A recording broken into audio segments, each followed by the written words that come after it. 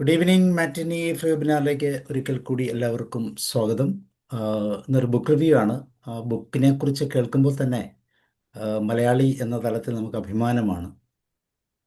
മലയാളത്തിൻ്റെ പിതാവ് എഴുത്തച്ഛനെ കുറിച്ചുള്ള ഒരു മനോഹരമായ ചരിത്ര ലേഖനമാണത്. തീക്കടൽ കടന്ന് തിരുമധുരം. സി രാധാകൃഷ്ണൻ്റെ എഴുത്താണ്. അദ്ദേഹത്തെക്കുറിച്ച് അദ്ദേഹത്തിൻ്റെ ബുക്കുകളൊക്കെ വായിച്ചിട്ടുള്ളവർക്ക് അതറിയാം. അത്ര മനോഹരമായ ഒരു ബുക്കാണ് അത്. ശരിക്കും ആ വാക്ക് പറയുന്നത് പോലെ ഒരു കടഞ്ഞെടുക്കൽ അതിൻ്റെ അകത്തുണ്ട് എന്നാണ് തീർച്ചയായിട്ടും അതിനെക്കുറിച്ചൊക്കെ റിവ്യൂയിലൂടെ നമ്മൾ മനസ്സിലാക്കുന്നത്. ഇന്ന് ആ ബുക്കിനെ കുറിച്ച് എന്താണ് ആ ബുക്കിലുള്ളത് എന്നുള്ള കാര്യങ്ങളെക്കുറിച്ചും അത് വായിക്കാൻ ഒരു വലിയ പ്രചോദനമായും തീർച്ചയായിട്ടും ഇന്ന് ഷീബാമോൾ മാമിലൂടെ നമുക്കത് കേൾക്കാം. ഇന്നത്തെ ട്രെയിനർ ഡോക്ടർ ഷീബാമോൾ സാജൻ വളരെ പ്രത്യേകതയുള്ളൊരു വ്യക്തിത്വമാണ്. ഇന്ത്യക്ക് വെളിയിലായിരുന്നു, ഇപ്പോൾ നാട്ടിലുണ്ട്.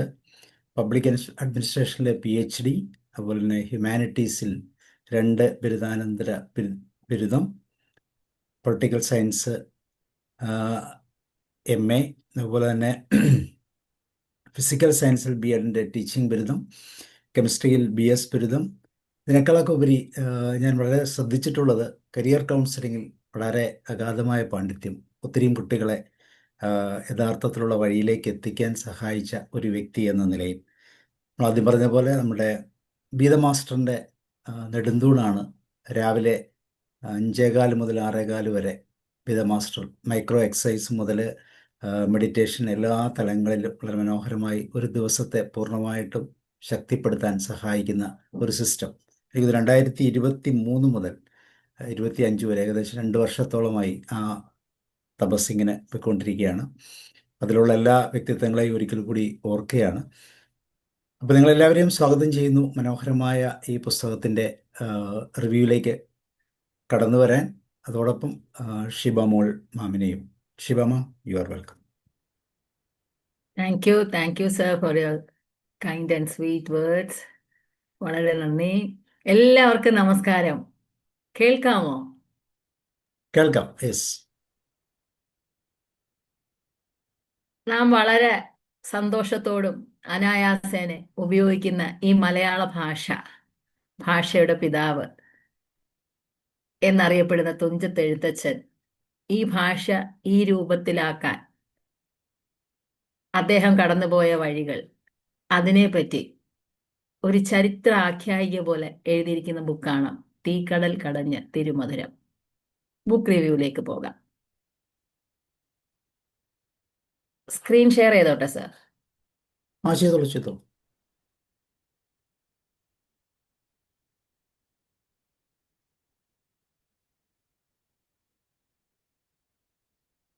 കാണാമോ? കാണാം.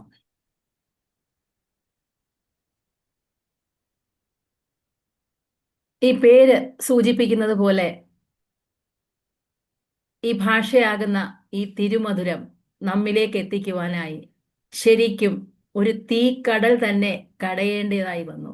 ആ കടയുക എന്ന് പറയുന്ന പദം അക്ഷരാർത്ഥത്തിൽ അന്വർത്ഥമാക്കുന്ന അനുഭവങ്ങളാണ് ഈ പുസ്തകത്തിലുടനീളം നമുക്ക് കാണുവാൻ സാധിക്കുന്നത്. ഇതിന്റെ പശ്ചാത്തലമായി പറയുന്നത് ഇദ്ദേഹത്തിന്റെ തുഞ്ചത്ത് എഴുത്തച്ഛനെ വിഷയമാക്കിക്കൊണ്ട് സി രാധാകൃഷ്ണൻ എഴുതിയ ഒരു ജീവചരിത്ര ആഖ്യായികയാണ് തീക്കടൽ കടഞ്ഞ് തിരുമധുരം. ഇതിനെ നോവലായിട്ടും ചരിത്ര ആഖ്യായികയായിട്ടും ഒക്കെ കണക്കാക്കുന്നു. എങ്കിലും ഇത് മാതൃഭൂമിയുടെ വാരാന്ത്യ പതിപ്പിൽ വന്നുകൊണ്ടിരുന്നതായിരുന്നു. 2005 ഇത് പ്രസിദ്ധീകരിക്കുന്നത്. ഇതിന്റെ ഉള്ളടക്കം എന്ന് പറയുമ്പോൾ ജീവിത സായാഹ്നത്തിൽ ചിറ്റൂർ പ്രദേശത്ത് പാപനാശിനി നദിയുടെ കരയിലിരുന്ന് എഴുത്തച്ഛൻ നടത്തുന്ന അനുസ്മരണത്തിന്റെ രൂപത്തിലാണ് ആ പുസ്തകത്തില് ഈ കാര്യങ്ങൾ രേഖപ്പെടുത്തിയിരിക്കുന്നത്.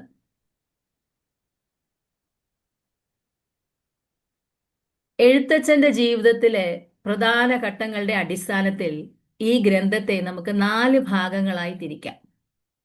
ആദ്യത്തെ 3 ഭാഗങ്ങൾ അവയിലെ സംഭവങ്ങൾ നടക്കുമ്പോൾ എഴുതിയ അദ്ദേഹം ജീവിച്ചിരുന്ന സ്ഥലങ്ങളെ പിന്തുടർന്നാണ് പേര് നൽകിയിരിക്കുന്നത്. ഒന്ന് താന്നിയൂർ അല്ലെങ്കിൽ താനൂര്, രണ്ടാമത്തെ ഭാഗം തിരുവൂർ അല്ലെങ്കിൽ തിരൂര്, മൂന്നാമത്തത് ശബരക്കൊട്ടം അല്ലെങ്കിൽ ചമ്രവട്ടം എന്നീ പേരുകളാണ്. നാലാമത്തെ ഭാഗത്തിലേക്ക് വരുമ്പോൾ സാമൂതിരിയുടെ അധികാര കോയ്മയിൽ നിന്നുള്ള എഴുത്തച്ഛന്റെ നാടുകടത്തലിന് ശേഷം ആ ജീവിതം വിവരിക്കുന്ന അവസാന ഭാഗത്തിന്, നാലാമത്തെ ഭാഗത്തിന് മഹാപ്രസ്ഥാനം എന്നാണ് പേരിട്ടിരിക്കുന്നത്. അപ്പൊ ഈ പുസ്തകത്തിന് 4 ഭാഗങ്ങളാണ്: താന്നിയൂർ, തിരുവൂർ, ശബരക്കൊട്ടം, നാലാമത്തെ ഭാഗം മഹാപ്രസ്ഥാനം. ഇനി ഈ ഭാഗങ്ങൾ ഓരോന്നും അധ്യായങ്ങളായും തിരിച്ചിട്ടുണ്ട്. അധ്യായങ്ങൾക്ക് ഓല എന്നാണ് പേരിട്ടിരിക്കുന്നത്. 4 ഭാഗങ്ങളും കൂടിയുള്ള ഓലകളുടെ എണ്ണം എഴുത്തച്ഛൻ രൂപം കൊടുത്തതായി കരുതപ്പെടുന്ന മലയാള അക്ഷരമാലയിലെ അക്ഷരങ്ങളുടെ സംഖ്യയായ 51 നമുക്കറിയാം അക്ഷരമാലയിലെ അക്ഷരങ്ങളുടെ എണ്ണം 51.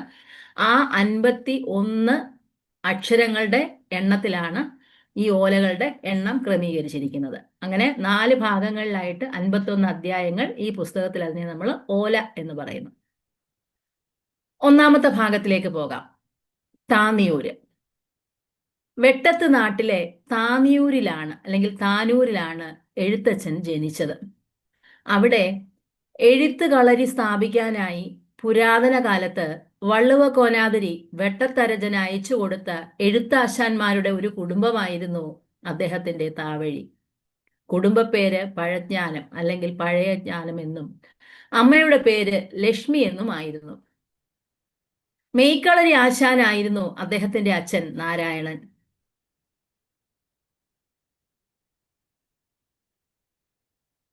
ഈ ഭാഗത്തെ ഓലകളിലൂടെ മുന്നേറി ചെല്ലുമ്പോൾ തിരുവൂർ എന്ന ഓലയില് തുഞ്ചന്റെ പറമ്പ് എന്നൊരു അധ്യായമുണ്ട്. അതില് താന്നിയൂർ കളരിയെ നാശത്തിൽ നിന്ന് രക്ഷിക്കാൻ കഴിയാതെ പോയതിൽ, അതായത് എന്ന് പറഞ്ഞോട്ടെ,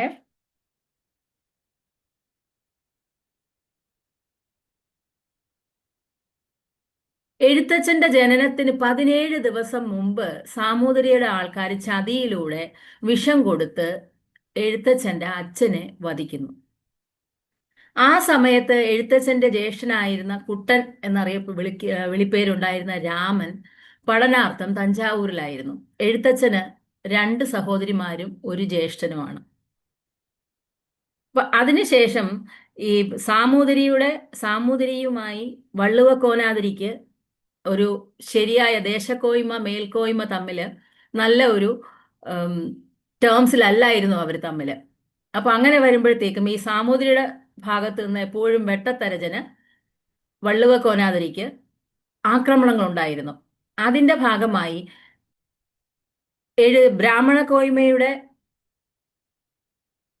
കീഴിലായിരുന്ന എഴുത്തച്ഛന്റെ കുടുംബത്തിന് ലഭിച്ചപ്പോൾ അത് ഇഷ്ടപ്പെടാതെ പോയവർ ആ കളരിയും അവരുടെ കുടുംബവും ഒക്കെ ചേർന്ന് ഇങ്ങനെ തീ വെച്ച് നശിപ്പിക്കുന്ന ഒരു സംഭവം ഉണ്ടാകുന്നുണ്ട്.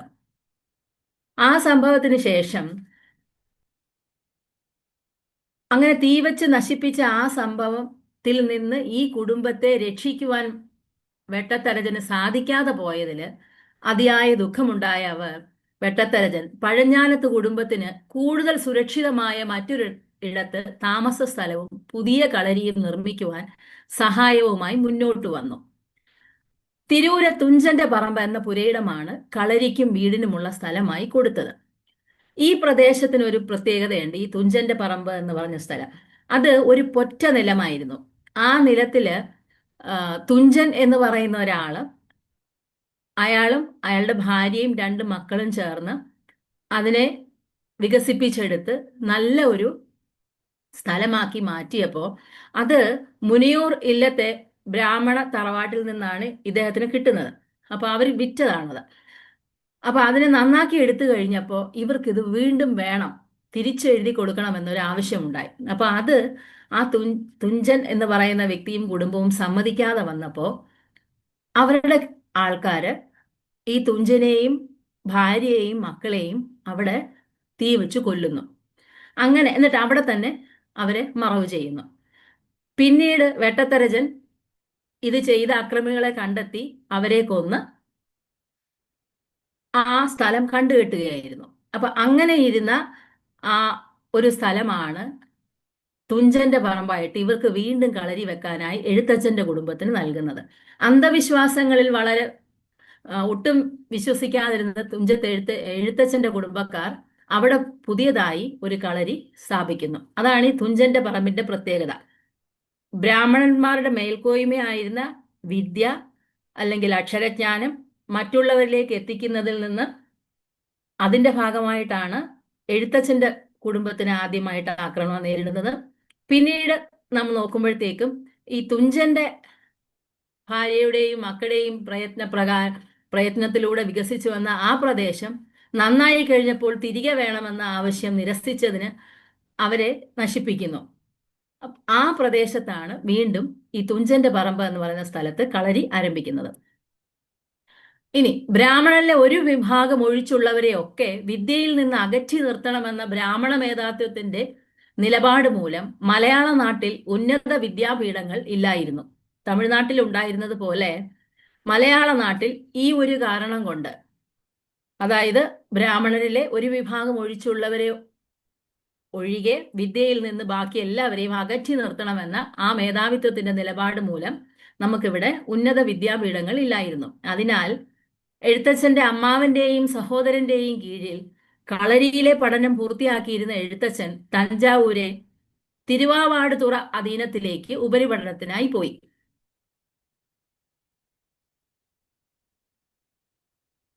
ഈ തിരുവാവാടുതുറയിലേക്ക് ഇദ്ദേഹം പോകുന്ന ആ സമയത്തും വിദ്യ അഭ്യസിക്കുക എന്ന് പറയുന്നത് ഈ ബ്രാഹ്മണർക്ക് മാത്രം പറഞ്ഞിട്ടുള്ളതാണെന്നും അത് വ്യാപിപ്പിക്കുന്നത് അവർക്കൊട്ടും ഇഷ്ടമില്ലാത്ത ഒരു സംഗതിയുമായിരുന്നു. അവിടെ ചെന്ന് ഇത് പഠിച്ചു തീർന്നപ്പോ അക്ഷരമാല, ഹരിനാമ കീർത്തനം, ഇദ്ദേഹം വിദ്യയെ ജനകീയമാക്കുവാനായിട്ട്,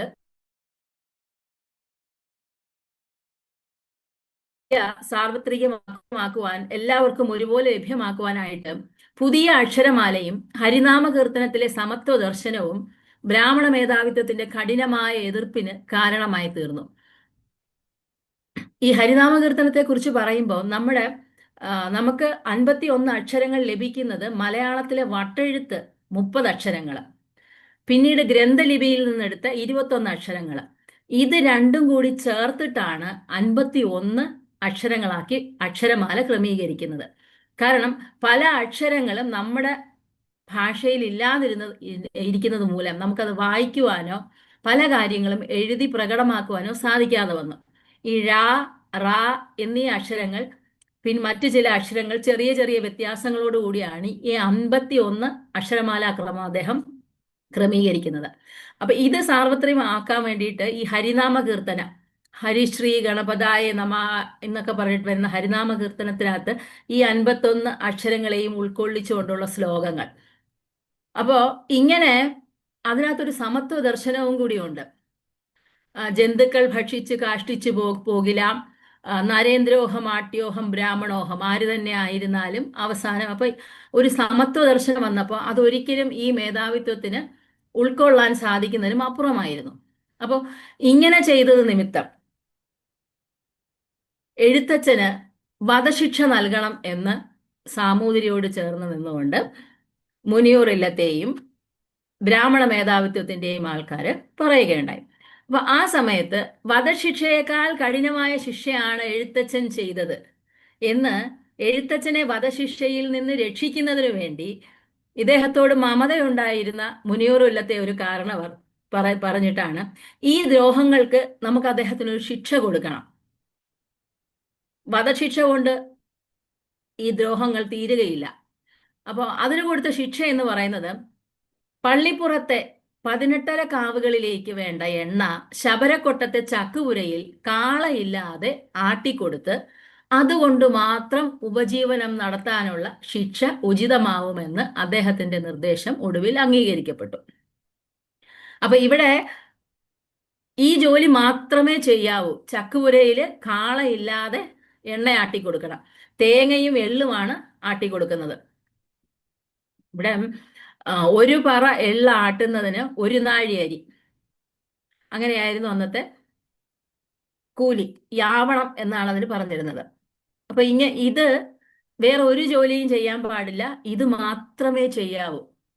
കർക്കിടക മാസങ്ങളിലും ഒക്കെ നാം പഞ്ഞ കർക്കിടകം എന്നൊക്കെ പറയുന്ന സമയത്ത് ഇദ്ദേഹത്തിന്റെ സഹോദരിമാര്, ഇദ്ദേഹത്തിന്റെ അമ്മ, ആ, ജ്യേഷ്ഠന്റെ ഭാര്യ, ഇങ്ങനെ ഒരു 9 ഓളം അംഗങ്ങളുള്ള ഒരു കുടുംബത്തെ ഉപജീവനം കണ്ടെത്താനായിട്ട്, ഭക്ഷണം കണ്ടെത്താനായിട്ട് വളരെയധികം ബുദ്ധിമുട്ടിയിരുന്ന ഒരു കാലഘട്ടമായിരുന്നു അത്.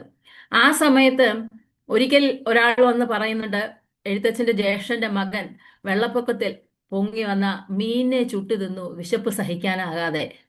അപ്പൊ അദ്ദേഹം ഈ പറയുന്നുണ്ട്, വിശപ്പിന് വേണ്ടിയിട്ട് മീൻ ചുട്ടു തിന്നതിൽ പ്രശ്നമില്ല, അതിൽ കാര്യമില്ല, ചെയ്യാം എന്ന് പറയുന്നുണ്ട്. അതുപോലെ അന്ന് ക്ഷേത്രത്തിൽ നിന്ന് കിട്ടിയിരുന്ന നിവേദ്യത്തിന്റെ ബാക്കി, ചെത്തുകാരൻ നൽകിയിരുന്ന മധുരക്കള്ളിന്റെ അല്പം, ഇങ്ങനെയൊക്കെയുള്ള ചെറിയ ചെറിയ ഇതിലൂടെയാണ് അവർ അന്ന് ദാരിദ്ര്യമില്ലാതെ ആ ദാരിദ്ര്യത്തിലൂടെ ഭക്ഷണം കഴിച്ച് മുന്നേറി പോയിരുന്നത്. അപ്പൊ അദ്ദേഹത്തിന്റെ ശിക്ഷ ഇതായിരുന്നു. ഈ ശിക്ഷ സ്വീകരിച്ചുകൊണ്ട് ഈ എള്ളാട്ടുന്ന സമയത്ത് ഇദ്ദേഹം ആ ഓരോ എള്ളുമണിയും ചതഞ്ഞരയുമ്പോൾ മനസ്സിൽ വിചാരിക്കുന്നത് ഈ എള്ളുമണികളെല്ലാം തന്നെ ഹരിനാമമാണ് ഉരുവിട്ടുകൊണ്ടിരിക്കുന്നതെന്ന്. അപ്പോ ആ കാലഘട്ടത്തിലാണ് അദ്ദേഹം അധ്യാത്മ രാമായണത്തിനും ശ്രീ മഹാഭാരതത്തിനും ഒക്കെ മലയാള ഭാഷ എഴുതുന്നത്. അപ്പൊ ദുഃഖങ്ങളിൽ എഴുത്തച്ഛൻ ആശ്വാസം കണ്ടെത്തിയത് നാമജപത്തിലാണ്. ചക്കിൽ ചതഞ്ഞ് എണ്ണ വേറാകെ ഓരോ എള്ളുമണിയും ജപിക്കുന്നത് രാമനാമമാണെന്ന് തോന്നിയപ്പോൾ അധ്യാത്മ രാമായണത്തിന് മലയാള ഭാഷ കിളിപ്പാട്ടായി എഴുതാൻ തുടങ്ങി. 6 കാണ്ഡങ്ങൾ തീരാൻ 7 വർഷമെടുത്തു. താമസിയാതെ തുടങ്ങിയ ശ്രീ മഹാഭാരത ഭാഷ്യവും 3 കൊല്ലം കൊണ്ട് കിളിപ്പാട്ട് രൂപത്തിലാണ് എഴുതിയത്. ബ്രാഹ്മണ നിന്നയോ രാജനിന്നയോ കണ്ടെത്തി ആരെങ്കിലും എതിർത്തെങ്കിലോ എന്ന് കരുതി തൽക്കാലം ഈ കൃതികൾ അദ്ദേഹം പരസ്യമാക്കിയില്ല.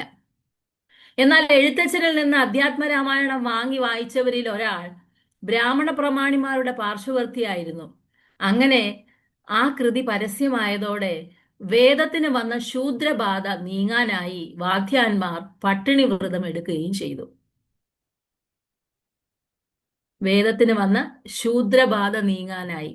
അപ്പൊ ഇവിടെ ഇത് നശിപ്പിക്കപ്പെടാതിരിക്കാൻ വേണ്ടിയിട്ട് മുൻപ് ഇദ്ദേഹം എഴുതിയ പല കൃതികളും ഹരിനാമകീർത്തനമൊക്കെയും വന്നപ്പോൾ അതിനെ ചുട്ടെരിച്ച് നശിപ്പിച്ചു കളഞ്ഞു. ഒരു പ്രാവശ്യം ഇവരുടെ ഇല്ല ആക്രമിക്കുന്ന സമയത്ത് അവരുടെ കളരിയും അമൂല്യമായി കണ്ടിരുന്ന പല ഗ്രന്ഥങ്ങളും തീവയ്പിൽ നശിച്ചു പോയിരുന്നു. ആ സമയത്ത് ഇദ്ദേഹത്തിന്റെ അച്ഛൻ മരിച്ചു എന്ന് പറഞ്ഞിരുന്നല്ലോ, അദ്ദേഹത്തിന്റെ അമ്മാവനായിരുന്നു കാര്യങ്ങളൊക്കെ ചെയ്തിരുന്നത്. അവിടുത്തെ സ്ത്രീകളും കുട്ടികളും ഒക്കെ സുരക്ഷിതമായ സ്ഥലത്തിലേക്ക് പോയപ്പോൾ ഈ അമ്മാവൻ ഒരു കെട്ട് പുസ്തകങ്ങൾ തുണിയിൽ കെട്ടി കിണറ്റിലിട്ട് കാത്തു സൂക്ഷിക്കുന്ന ഒരു ഇടപാടുണ്ടായി.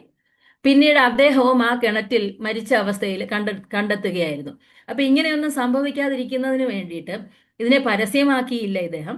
പക്ഷെ പരസ്യമാക്കാതിരുന്നിട്ടും അത് പരസ്യമായി.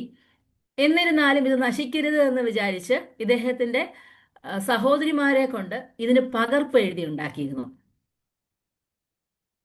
അപ്പോ ആഴ്വാഞ്ചേരി തമ്പ്രാക്കൾ കിളിപ്പാട്ടുകൾ കണ്ടതോടെ ബ്രഹ്മാണ്ഡ പുരാണത്തിന് കൂടി മലയാള ഭാഷ നിർമ്മിക്കാൻ കവിയെ നിയോഗിക്കുക. അങ്ങനെ എഴുത്തച്ഛനെ വധിക്കാൻ വീണ്ടും ശ്രമം നടക്കുന്നുവെന്ന് അറിഞ്ഞ തമ്പ്രാക്കൾ അദ്ദേഹത്തെ തന്റെ ആസ്ഥാനത്ത് വരുത്തി താമസിപ്പിച്ചു. സാമൂതിരിയുടെ പിന്തുണയുള്ള ബ്രാഹ്മണ മേധാവിത്വത്തെ ചെറുക്കാൻ തമ്പ്രാക്കൾക്ക് കഴിഞ്ഞില്ല. എങ്കിലും എഴുത്തച്ഛൻ സാമൂതിരിയുടെ അധികാരസീമ വിട്ടുപോയാൽ വധശിക്ഷ ഒഴിവാക്കണം എന്ന തമ്പ്രാക്കളുടെ നിർദ്ദേശം സ്വീകാര്യമായി.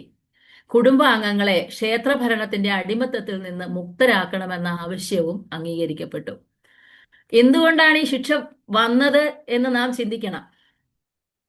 അവിടെ നാം ചിന്തിക്കുമ്പോൾ മനസ്സിലാകുന്നത് വേദങ്ങൾക്കുണ്ടായ ശൂദ്രബാധ ഒഴിവാക്കാൻ വേണ്ടിയിട്ട് ഇദ്ദേഹത്തിന് കൊടുക്കുന്ന ശിക്ഷ വധശിക്ഷ.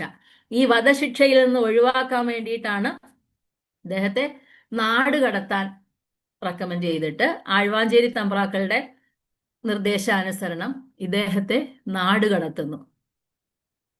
ഒരു മഹാഗ്രന്ഥത്തെ അല്ലെങ്കിൽ അധ്യാത്മ രാമായണത്തെയും മഹാഭാരതത്തെയും ഒക്കെ എല്ലാ ജനങ്ങൾക്കും വായിക്കത്തക്ക രീതിയിൽ മലയാള ഭാഷയിലേക്ക് വിവർത്തനം ചെയ്തതിന് അദ്ദേഹത്തിന് ലഭിച്ച ഓസ്കാർ അവാർഡ് എന്ന് വേണമെങ്കിൽ പറയാം ഇതിനെ. മഹാപ്രസ്ഥാനം. അങ്ങനെ എഴുത്തച്ഛൻ നാട് വിട്ടു പോവുകയാണ്. ശിക്ഷാവിധി കേട്ട് എഴുത്തച്ഛൻ തമിഴകത്തെ ഗ്രാമങ്ങൾ താണ്ടി തഞ്ചാവൂരിൽ തന്റെ പഴയ വിദ്യാലയമായ തിരുവാവാട് തുറ അധീനത്തിലെത്തി അധ്യാപകനായി ചുമതലയേറ്റു. മാസം 16 പണമായിരുന്നു യാവണം ശമ്പളം. ആധീനത്തിൽ പഠിക്കാനെത്തിയ സൂര്യനാരായണൻ എന്ന വിദ്യാർത്ഥി എഴുത്തച്ഛന്റെ ശിഷ്യനായി. ഔപചാരികമായി വിളക്ക് വയ്ക്കാൻ നിശ്ചയിച്ചിരുന്ന നല്ല ദിവസത്തിന് 2 രാത്രി മുമ്പ് ഗുരുകുലശാലകളും അവയിലെ ഗ്രന്ഥങ്ങളും മുച്ചൂടും കത്തിയമർന്നു. ഇവിടെ ഈ സൂര്യനാരായണന്റെ നേതൃത്വത്തില് എഴുത്തച്ഛന് സാമൂതിരിയുടെ അധികാര കോയ്മയ്ക്ക് അപ്പുറത്തുള്ള ശോകനാശിനി നദിയുടെ തീരത്ത് ഇവരൊരു എഴുത്തുകളരി രൂപീകരിക്കുകയാണ്. ആ എഴുത്തുകളരിക്ക് വേണ്ടുന്ന എല്ലാ കാര്യങ്ങളും ഈ സൂര്യനാരായണൻ ചെയ്യുന്നുണ്ട്. അങ്ങനെയാണ് ഇത് ഔപചാരികമായി വിളക്ക് വയ്ക്കാൻ നിശ്ചയിച്ചിരിക്കുന്ന ആ നല്ല ദിവസത്തിന് 2 രാത്രി മുമ്പ് ഈ ഗുരുകുലശാലകളും അവയിലെ ഗ്രന്ഥങ്ങളെല്ലാം കത്തിച്ചു കളയുന്നത്. ബ്രാഹ്മണ മേധാവിത്വത്തിന്റെയും സാമൂതിരിയുടെയും ആൾക്കാർ ചേർന്നിട്ടാണ് അത് ചെയ്യുന്നത്. സാമൂതിരിയുടെ ദേശപരിധിക്കുള്ളിൽ നിന്നെത്തിയ അക്രമികൾ വൈദിക ബ്രാഹ്മണരുടെ പ്രേരണയാൽ ചെയ്ത പണിയായിരുന്നു ഇത്. ഗുരുകുലശാലകളുടെ നാശം എഴുത്തച്ഛൻ തികഞ്ഞ സംയമനത്തോടെയാണ് കൈക്കൊണ്ടത്. കത്തിയെരിഞ്ഞ ശാലകൾക്ക് പകരം പുതിയവ നിർമ്മിക്കാൻ അദ്ദേഹത്തെ ശോകനാശിനിയിലെ ദേശവാസികൾ നിർബന്ധിച്ചു. വീണ്ടും നിർമ്മിക്കുന്ന ശാലകൾക്ക് പഴയ ഗുരുകുലശാലയുടെ ഗതി വരാതിരിക്കുവാൻ എഴുത്തച്ഛൻ കണ്ടെത്തിയ വഴി ഗുരുകുലത്തെ ഒരു ബ്രാഹ്മണ ഗ്രാമമാക്കുക എന്നതായിരുന്നു. വിദ്യയുടെ മേൽ എല്ലാവർക്കും ഒരേ അവകാശമാണെങ്കിലും വിദ്യാശാലകളുടെ ഉടമസ്ഥർ ബ്രാഹ്മണരാണെന്ന് വന്നാൽ ബ്രഹ്മശാപം ഭയപ്പെടുന്ന സാമൂതിരി അതിനെതിരെ അക്രമം കാട്ടുകയില്ല എന്നതായിരുന്നു എഴുത്തച്ഛന്റെ യുക്തി. അത് പിന്നീട് വിജയിക്കുന്നതായി നമുക്ക് കാണാൻ സാധിക്കും. എല്ലാവർക്കും വിദ്യ പകർന്നു കൊടുക്കുന്ന, ഗുരുകുലത്തിൽ പഠിപ്പിക്കാൻ സന്നദ്ധതയുള്ള വിശാല മനസ്കരായ ബ്രാഹ്മണരെ എഴുത്തച്ഛൻ പലയിടങ്ങളിൽ നിന്നുമായി കണ്ടെത്തി അവിടെ കുടിയിരുത്തി. അങ്ങനെ ശോകനാശിനിയിലെ വിദ്യാപീഠം നിലവിൽ വന്നു. ഇതിന്റെ സമാപനം എന്ന് പറയുന്നത് ലാസ്റ്റില് ഈ ഗുരുകുല ഗ്രാമം വേര് പിടിച്ച് പടർന്ന് അവിടുന്ന് കിട്ടിയ വെളിച്ചവുമായി 50ഓളം പേർ അതിനകം ഗോകർണം മുതൽ കന്യാകുമാരി വരെയുള്ള ദേശങ്ങളിൽ അധ്യാപകരായി ജോലി ചെയ്യുന്നുണ്ടായിരുന്നു. ഈ ഗ്രന്ഥത്തിന്റെ അവസാന ഓലയായ 51-ാം അധ്യായത്തിൽ ശോകനാശിനിയിലെ വിദ്യാപീഠത്തിന്റെ സ്ഥാപനം കഴിഞ്ഞ് 10 വർഷത്തിന് ശേഷം എല്ലാറ്റിനെയും ഒരു വേദാന്തിയുടെ സംയമ ബുദ്ധിയോടെ വീക്ഷിക്കുന്ന എഴുത്തച്ഛനെയാണ് നാം കാണുന്നത്. ഇവിടെ എത്തുമ്പോഴേക്കും ഈ അവസാന അധ്യായത്തില് ജീവന്റെ ശരീരവസ്ത്രം ഇഴയിടാനാവാത്തവണ്ണം പിഞ്ഞി തുടങ്ങിയെന്ന് അദ്ദേഹം അറിഞ്ഞു. കാരണം ജീവിതത്തിൽ ഉണ്ടായ അനുഭവങ്ങളും ശാരീരിക അവസ്ഥയും എല്ലാം കൂടി കണക്കിലെടുത്ത് പുത്തനുടുപ്പ് അത്യന്താപേക്ഷിതമാണ് എന്ന് മനസ്സിലാക്കിയ ആ ദശാസന്ധിയിൽ അദ്ദേഹം ഹരിനാമത്തിൽ അഭയം കണ്ടെത്തി. അങ്ങനെയാണ് ഈ ബുക്ക് ഇവിടെ അവസാനിക്കുന്നത്. ഈ ചരിത്രാഖ്യായികയിലൂടെ കടന്നു പോയപ്പോൾ ഒരു ഭാഷ, അതിൻ്റെ വികസനം, അതിൻ്റെ അക്ഷരമാല, അതിൽ പ്രധാനപ്പെട്ട പുസ്തകങ്ങളുടെ വിവർത്തനം, അത് നിമിത്തം അത് വിവർത്തനം ചെയ്യപ്പെട്ട ആ വ്യക്തിക്കുണ്ടായ അനുഭവങ്ങൾ, ഈ വിദ്യ എങ്ങനെയാണ് ഇത്ര സാർവത്രികമായത്, ഇതിന്റെ ചരിത്രം. ഈ പുസ്തകത്തെ സംബന്ധിച്ച് പറയുമ്പോൾ പോസിറ്റീവായിട്ടും ഫോർ ആൻഡ് അഗെയിൻസ്റ്റ് അങ്ങനെ പറയാം, പോസിറ്റീവും നെഗറ്റീവും, അങ്ങനെ പല അഭിപ്രായവാദങ്ങൾ ഉണ്ടെങ്കിലും ഇതിലൂടെ വായിച്ചു പോകുമ്പോൾ, ചരിത്രവുമായി ചേർത്ത് വയ്ക്കുമ്പോൾ പല കാര്യങ്ങളും മറനീക്കി പുറത്തു വരുന്നതായി നമുക്ക് കണ്ടെത്താൻ സാധിക്കും.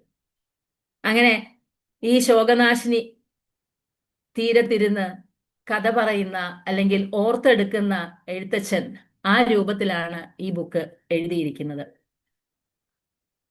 അങ്ങനെ ഹരിനാമത്തിൽ അഭയം കണ്ടെത്തിയ എഴുത്തച്ഛനെ കാണിച്ചുകൊണ്ട് പുസ്തകം സി രാധാകൃഷ്ണൻ അവിടെ ഉപസംഹരിക്കുകയാണ്. Thank U.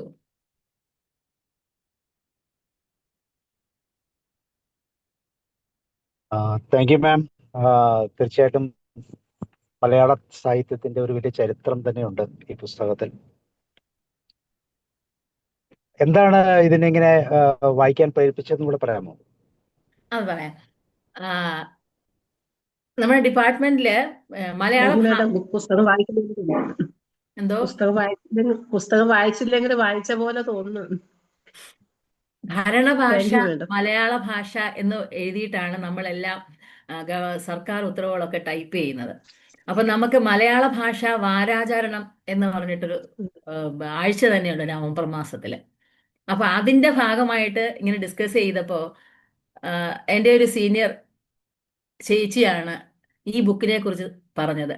തീർച്ചയായിട്ടും നിങ്ങൾ ഒരു സംവാദത്തിലേക്ക് പോകുമ്പോൾ അല്ലെങ്കിൽ ഭാഷയുടെ ചരിത്രത്തെക്കുറിച്ച് പഠിക്കാൻ പോകുമ്പോൾ നാം വളരെ ഉന്നതമെന്ന് കരുതുന്ന പല കാര്യങ്ങളുടെയും യഥാർത്ഥ സ്ഥിതി അറിയണമെങ്കിൽ ഈ ബുക്ക് ഒന്ന് വായിച്ചു നോക്കൂ എന്ന് പറഞ്ഞിട്ട് ആ, നവംബർ മാസത്തിന് ഒരു 2 മാസം മുമ്പ് എൻ്റെ കൈ കിട്ടിയതാണ് ആ ബുക്ക്. അത് പല സാമാന്യം വലിപ്പമുള്ള 300-ലധികം പേജുള്ള ബുക്കാണ്. വായിച്ചു വരുമ്പോഴത്തേക്കും ഇതിൽ വളരെ കുറച്ച് മാത്രം കാര്യങ്ങളെ പറഞ്ഞിട്ടുള്ളൂ. ചില കാര്യങ്ങളൊക്കെ വായിക്കുമ്പോൾ വളരെ ഹൃദയത്തിൽ തട്ടുന്ന രീതിയിലുള്ള വിഷമം ഉണ്ടാക്കുന്ന നല്ല പ്രവൃത്തികൾ നമ്മൾ സാധാരണ പറയാറുണ്ടല്ലോ, നല്ല പ്രവൃത്തി ചെയ്യുന്നവർക്കെല്ലാം എന്നൊക്കെ. അപ്പൊ അത് ശരിക്കും അനുഭവിച്ചറിഞ്ഞ ഒരു കാലം അതിങ്ങനെ കാണുന്നത് പോലെ. അപ്പൊ അതിനെ ബേസ് ചെയ്തിട്ടാണ് ഈ ബുക്ക് വായിക്കാനിടയായത്. കഴിഞ്ഞ വർഷം നവംബർ 1 മലയാള ഭാഷാ വാരാചരണത്തോടനുബന്ധിച്ചാണ് ഈ റിവ്യൂ നടത്തിയിരുന്നത്. ഓക്കെ. സോ മലയാളികൾ എന്ന നിലയിൽ ചിന്തിക്കുമ്പോൾ തീർച്ചയായിട്ടും നമുക്കെല്ലാവർക്കും അഭിമാനിക്കാൻ പറ്റുന്ന ഒരു അറിവുകളാണ് ഈ പുസ്തകത്തിലൂടെ നമ്മൾ കേട്ടത്. സോ അതുകൊണ്ട് തന്നെ തീർച്ചയായിട്ടും വളരെ മനോഹരമായി ബുക്ക് വായിക്കണം. നമ്മുടെ ചരിത്രം, പ്രത്യേകിച്ച് സാമൂതിരി എന്നൊക്കെ നമ്മൾ വളരെയധികം കുട്ടിക്കാലത്ത് പഠിക്കുകയും കേൾക്കുകയൊക്കെ ചെയ്തു. അവരുടെയൊക്കെ പ്രവർത്തനങ്ങൾ എങ്ങനെയാണ് ആ കാലഘട്ടങ്ങളിൽ, പ്രത്യേകിച്ച് തുഞ്ചത്ത് എഴുത്തച്ഛനെ പോലുള്ള ഒരു വ്യക്തിയുടെ ജീവിതത്തിൽ കൃത്യമായി നടന്നതെന്നൊക്കെ വളരെ വേദനയോടും സങ്കടത്തോടും ഒക്കെ മനസ്സിലാക്കാൻ പറ്റും. നരക ജീവിതം എന്നൊക്കെ പറയുന്ന രീതിയിൽ എത്രമാത്രം കഷ്ടപ്പെട്ടിട്ടാണ് ഈ ഒരു സാഹചര്യത്തിലേക്ക് എത്തിയതെന്നൊക്കെ വളരെ കൃത്യമായിട്ട് അവിടെ പറഞ്ഞ് ഫലിപ്പിക്കുന്നുണ്ട്. അതിന്റെ റിവ്യൂ ഒക്കെ എടുത്ത് നോക്കിയാൽ അറിയാം, വളരെ മനോഹരമായ രീതിയിൽ അത് പ്രസ്താവിച്ചിട്ടുമുണ്ട്. അപ്പൊ മാം ഈ പുസ്തകം കൃത്യമായിട്ട് വായിച്ച് അതിനെ നമ്മൾ മനസ്സിലാക്കി തന്നു. വായിക്കണമെന്ന് തോന്നുന്ന രീതിയിലുള്ള ഒരു ചിന്ത നമ്മുടെ മനസ്സിലേക്ക് കൊണ്ടുവന്നതിന് തീർച്ചയായിട്ടും നന്ദി. അതാണല്ലോ ബുക്ക് റിവ്യൂ എന്ന് പറയുമ്പം. ബുക്കിന്റെ എസൻസ് മനസ്സിലാക്കി അതിന്റെ കണ്ടന്റുകളെ നമ്മുടെ ജീവിതത്തിന്റെ ഭാഗമാക്കി മാറ്റാൻ നമുക്ക് സാധിക്കുമെങ്കിൽ അത് തീർച്ചയായിട്ടും പ്രയോജനകരമായി ഉപയോഗിക്കാൻ പറ്റും. ഓക്കെ, ഈ ബുക്ക് വായിച്ച ആരെങ്കിലും ഉണ്ടെങ്കിൽ ഒന്ന് പറയൂ, അവരുടെ അഭിപ്രായങ്ങൾ. വായിച്ച ആരെങ്കിലും ഉണ്ടെങ്കിൽ.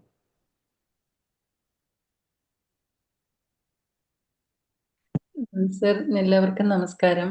ഞാൻ ഈ ബുക്ക് വായിച്ചിട്ടുള്ളതാണ്. എപ്പോഴും നമുക്ക് മലയാള ഭാഷയുടെ പിതാവ് എന്നറിയപ്പെടുന്ന തുഞ്ചത്ത് എഴുത്തച്ഛന്റെ ഒരു ജീവചരിത്രം എന്ന് പറഞ്ഞു കഴിഞ്ഞാൽ അതായി. മുമ്പൊക്കെ നമുക്ക് അറിയാമായിരുന്നു, ഐതിഹ്യങ്ങളാലും ഒരു അർത്ഥസത്യങ്ങളാലും മൂടപ്പെട്ട് കിടക്കുന്ന ഒരു ജീവചരിത്രമായിരുന്നു എഴുത്തച്ഛൻ്റെത്. പക്ഷെ ഈ ഒരു ബുക്ക് വായിച്ചു കഴിയുമ്പോൾ അദ്ദേഹത്തിന്റെ കുട്ടിക്കാലം, ജനനം, കുട്ടിക്കാലം, അതുപോലെ തന്നെ അദ്ദേഹം അനുഭവിച്ച കഷ്ടപ്പാടുകൾ മലയാള ഭാഷയെ എത്രത്തോളം ഇന്ന് നമ്മൾ കൈകാര്യം ചെയ്യുന്ന രീതിയിലാക്കുക, പിന്നെ അതുപോലെ തന്നെ ഒരു മഹാ ഇതിഹാസമായിട്ടുള്ള രാമായണം, അതുപോലെ തന്നെ അതൊക്കെ കിളിപ്പാട്ട് രൂപത്തിൽ തർജ്ജിമ ചെയ്യപ്പെടുകയും ഹരിനാമ കീർത്തനം പോലെയുള്ള ബുക്കുകളെല്ലാം അദ്ദേഹം എഴുതപ്പെടുകയും ഒക്കെ ചെയ്ത ഒരു വലിയ ഒരു അറിവാണ് നമുക്ക് ഈ ബുക്കിൽ നിന്ന് എനിക്ക് ലഭിച്ചത്. പറയുന്നുണ്ട്, ജ്ഞാനപ്പാന എഴുതുന്ന സമയത്ത് എങ്ങനെയാണ് എഴുതേണ്ടതെന്ന് ഇദ്ദേഹത്തോട് ചോദിച്ചു എന്നാണ് ചരിത്രം പറയുന്നത്. അങ്ങനെ വലിയൊരു ഒരുപാട് അനുഭവങ്ങളാണ് ഈ പേരിനെ അന്വർത്ഥമാക്കുന്ന രീതിയിലുള്ള ഒരുപാട് അനുഭവങ്ങളാണ് നമുക്ക് ഈ ബുക്കിലൂടെ വായിച്ച് നമ്മുടെ മനസ്സിലേക്ക് അല്ലെങ്കിൽ ഹൃദയത്തിലേക്ക് പകർത്താൻ കഴിയുന്നത്. എത്രമാത്രം ത്യാഗങ്ങൾ സഹിച്ചു എന്നാണ് നമുക്ക് ഈ ഒരു ബുക്കിലൂടെ അറിയാൻ പറ്റുന്നത്. എന്തായാലും ഷീബ മാം ഈ ഒരു ബുക്ക് ഇവിടെ പരിചയപ്പെടുത്താനായിട്ട് എടുത്ത ഈ ഉദ്യമത്തിന് ഞാൻ വളരെയധികം അഭിനന്ദനം, അതുപോലെ തന്നെ ഹൃദയം നിറഞ്ഞ നന്ദി പറയുന്നു. മറ്റുള്ളവരിലേക്കും പോകാം. Thank you sir. ഈ ബുക്ക് എഴുതിയ ആളെ കുറിച്ചും കൂടെ ഒന്ന് ഷീബ മാം ഒന്ന് പറയാമോ?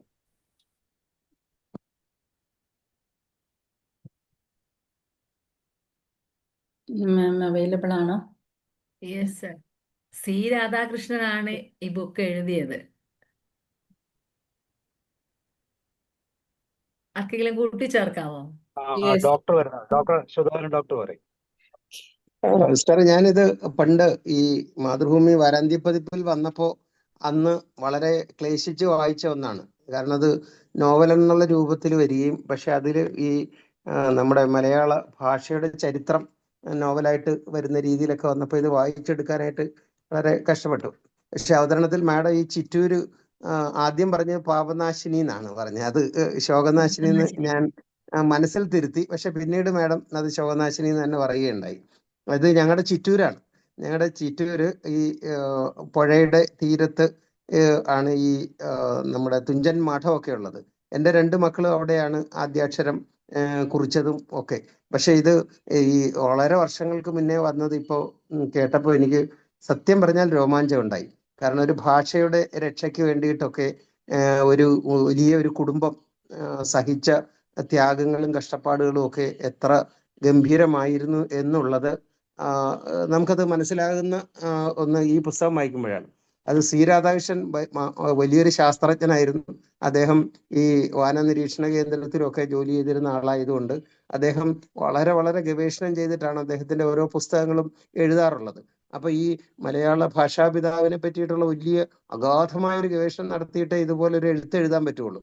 ഇപ്പൊ ഭീമൻ 2-ാം ഊഴം MT എഴുതാൻ വേണ്ടി 57 പുസ്തകങ്ങൾ വായിച്ചു എന്ന് പറയുന്നതിൻ്റെക്കാൾ അപ്പുറത്തേക്ക്. കാരണം ഇത് അതിസൂക്ഷ്മമായിട്ട് ഈ സി രാധാകൃഷ്ണന്റെ മുമ്പേ പറക്കുന്ന പക്ഷികളും ഈ സ്പന്ദമാവിനികളെ അങ്ങനെയൊക്കെയുള്ള കുറെ പുസ്തകങ്ങളുണ്ടല്ലോ, അതിലെല്ലാം ഈ വളരെ സൂക്ഷ്മമായിട്ട് എഴുതുന്ന ഒരു കാര്യമാണ്. അപ്പം ഇതില് ഈ നാരായണി എഴുതുന്നതിന് വേണ്ടിയിട്ടാണ് മാഡം ഈ മേൽപ്പത്തൂർ ഭട്ടതിരിപ്പാട് ചിറ്റൂരിലേക്ക് അദ്ദേഹത്തിന്റെ ഒരു ശിഷ്യനെ അയച്ചിട്ട് അദ്ദേഹത്തിന് ഈ പക്ഷാഘാതം വന്ന് കിടന്നപ്പോൾ ഇതില് നാരായണീയം എഴുതാൻ വേണ്ടിയിട്ട് ആണ് ചോദിക്കുമ്പോഴാണ് മീൻ തൊട്ട് കൂട്ടണം എന്ന് അദ്ദേഹം മറുപടി പറഞ്ഞു, എഴുത്തച്ഛൻ.